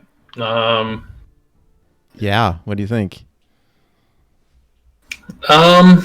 It's got Nazoth in it. Got the call. Guys, I think I need help. You call 911 when you have a stroke, right? When you think you're having a stroke, you call. It is 911. Yeah, that's the one. Okay, all right. That's good. That's good. I think I need to dial emergency services now. All right. So we're gonna have to stop I the show can't. because I can't Keith is having dial. a stroke. Jeff. Is there something wait. burning? I smell no something burning. Zephyrs. Okay. Is there a Reno Jackson? That's Oh. the Wild Pyromancer. That's I don't burning. think so. And the Ragnaros, the Fire Lord. Mm. It doesn't have Ragnaros Oh, the Light okay, Lord. that's I'm good. disappointed. I mean, while you're at it, you might as well add Ragnaros to it. I mean, Right? Why not? yeah, I have that yeah. card in gold, and I have forever, so I would have put it in. You should turn that into 1600 dust. I own a Light Lord though. That's Oh, original recipe. this is a call to arms deck. Oh, that's why I smelled something burning. I left cold arms on the stove. Oh, it's got Call of Arms with and cool. It will pull up both Deathlord and Doomsayer. Oh, I need this code. Where? Yo, let me Well, get this. it doesn't pull Yo, Death Lord because it can't pull I'm Death playing Lord. this It after, pulls, like, yo. Dirty Let me Rat get Doomsayer. this. Oh no, you're right. It won't pull the Deathlord. It'll pull your Dirty Rat, your Doomsayer, and your Thalanos. It also Oh, pulls the yeah. Wild Pyro though. And that's why Yeah, it it's doesn't not play for that. Zephyrus. That's why it, or not. Yeah, that's it. Yeah. There Okay. you go. Oh, Yeah, but don't That's smart. we feel terrible when it pulls Dirty Rat and it's also Doomsayer? 3 years old I'll according let to you know in the a few hours. according to Final Refuge or Final Union, as he is known in my chat. This is from 3 years ago, by the way. Well, now. So the card doesn't Oh. exist. Okay then. Yeah, where's the Millhouse? It should pull a Millhouse. Let's put that in there. Oh man. Then when you draw the Millhouse and you play it, your opponent emotes "My greetings," and then you basically take 70 damage. Yeah. Yeah. Wow. Yeah. that was great. Well, that was definitely something. I appreciate the roasting here. I think that was pretty funny. We have never had the opportunity to do something as clever and unique as that before. So All your decks are bad, ain't none of them good. oh well, you heard it here, straight from Keith Numbers. Speaking of roasting, can we get a lightning roast real quick, Keith Numbers? Lightning roast. What would it take to get tier 4 back? We don't have any tier 4 decks. Oh, you need to get the guys that write the Tempo Storm Meta Snapshot. You need to get them to actually want to do work. Or no, actually, you talk to, because it's basically just Hunter decks anyway, right? Like tier 4 is basically Hunter, and EK is like, so you guys know EK, right? Well, EK is a good friend. Yeah. Yeah. So you know EK. EK is in the state of like funk and depression, and like he's sad. He's sad, y'all. Like he's playing Magic right now. He's so sad, and that's really because he doesn't feel like Hunter is playable in this format anymore. Just ask Dewey. It's still playable. He doesn't want to write about it anymore. Like you have to talk. You have to go talk to EK, right? Talk to EK and get him to see the light. Get him to see that the world is not as bad as it looks. Everything's not falling apart, and it's okay to love Hunter again. It really is. It's okay. Got it. It'll be fine. You'll be all right. And then maybe you'll want to write about tier 4 Hunter decks again. Love it. All right. Well, we've had an extra long show tonight. We just hit the 3-hour mark. I was not meaning to do that, but we had an absolute blast here. One thing that we are going to try, something a little bit new this week, is a listener challenge for the folks out there listening. So if you can, the first person to do this and send us proof on Twitter or Discord or wherever by next week, we'll give you some Hearthstone packs. So here it is. What you got to do, here's the challenge. Get lethal with Novice Engineer. First person to get lethal with Novice Engineer, and send us proof either on Twitter or in Discord. We give you packs on next week's show and shout you out. So like lethal themselves? No, their opponent. With Novice Engineer. If it attacks? So somebody has to die at the hands of Novice Engineer? Somebody has to die. Somebody has to die at the Novice Engineer. It's too easy to mill yourself with it. It has to attack you. It does not have to be ranked, but it cannot be against the Innkeeper. It could be casual. It could be on ladder. It could be casual's fine. I don't expect anyone to destroy your ranks for this. But no Innkeeper. That's not fair. They'll destroy their ranks with double Cthulhu, Reno, Shutterwalk Shaman, but they won't destroy their ranks for Novice Engineer lethal. Oh, just wait. That'll be the deck that puts this in it. Keith, this slots right into a Shutterwalk deck. And no friendly battles for it either. Oh yeah. No. It's got to be a random, like either casual ladder or casual or ladder, one or the other. Sorry, drumstick. Unless you want to cue it this, we can cue it at the same time. Ready? 3, 2. Oh man. Hey Keith, thank you so much for joining us on the show this week. We really appreciate your time. It was great talking to you. For the folks out there who are watching or listening and they're looking to follow your content, where can people find you? Well, probably in the ICU at this point, considering how brain damaged I am. After looking at all those decks. Yeah, no, you can find me at twitch.tv/Keith_numbers. I stream every night, most nights. You can follow me on Twitter. You can go to at Keith Numbers HS, and my phone will chime in and tell me that someone is following me, and it'll make me feel a little better about my place in the world. So I really appreciate if you do that. Yeah, we'll give you some internet validation. Yeah, you should also find a way to pay me money, right? Like you you can sub to my Twitch channel. Yes, that would be good. Yeah. Get him to do that, Nate. I am putting you in charge of sub acquisition on my stream now. You heard that here, everybody. Go sub to Keith's Twitch channel. That's twitch.tv/Keith_numbers. Good job. Take a look in chat now. You can see the beautiful emotes you can have to your display. Yeah, Mike subbed. Mike knows. Wasn't me. All right. Hey, Mike, where can people find you? Yes, you guys can catch me on Twitter and Twitch at MikeLoTV. I'll be streaming Sunday at noon. I haven't played Wild in a few days, so I got to get back to it. I just checked in my rank. I'm in the 300s. It's crazy. I got to play some more. That decay is brutal. Yeah. All right, very cool. Yeah, catch Mike's stream on the weekend. And everything at MikeLoTV. Hydra, where can people find you? You can find me on Twitter and Twitch at Hydralisk_HS, and you can always find me here with the gang every single Friday night. And check us out in the Discord. I'm always active in there, chatting with everybody. We got a really good community. If everyone wants to come there, check out. We got deck lists, including all these monstrosities. We actually have the good ones there too. So you can come check that out and chat with us there. Very cool. As for me, you can find me on Twitter at NateWolfTCG. It's NateWolfeTCG. More importantly, you can find the show and everything related at borntobewildhs.com. Again, that's borntobewildhs.com. If you go to the website, we've got all of the podcasts. We've got some parody songs. We've got YouTube videos, links. There's links to the Discord and to basically all of our stuff. So that's what I recommend checking out. And just as a quick side note, thank you all for joining us here tonight. We've had a lot of people here. It was a lot of fun.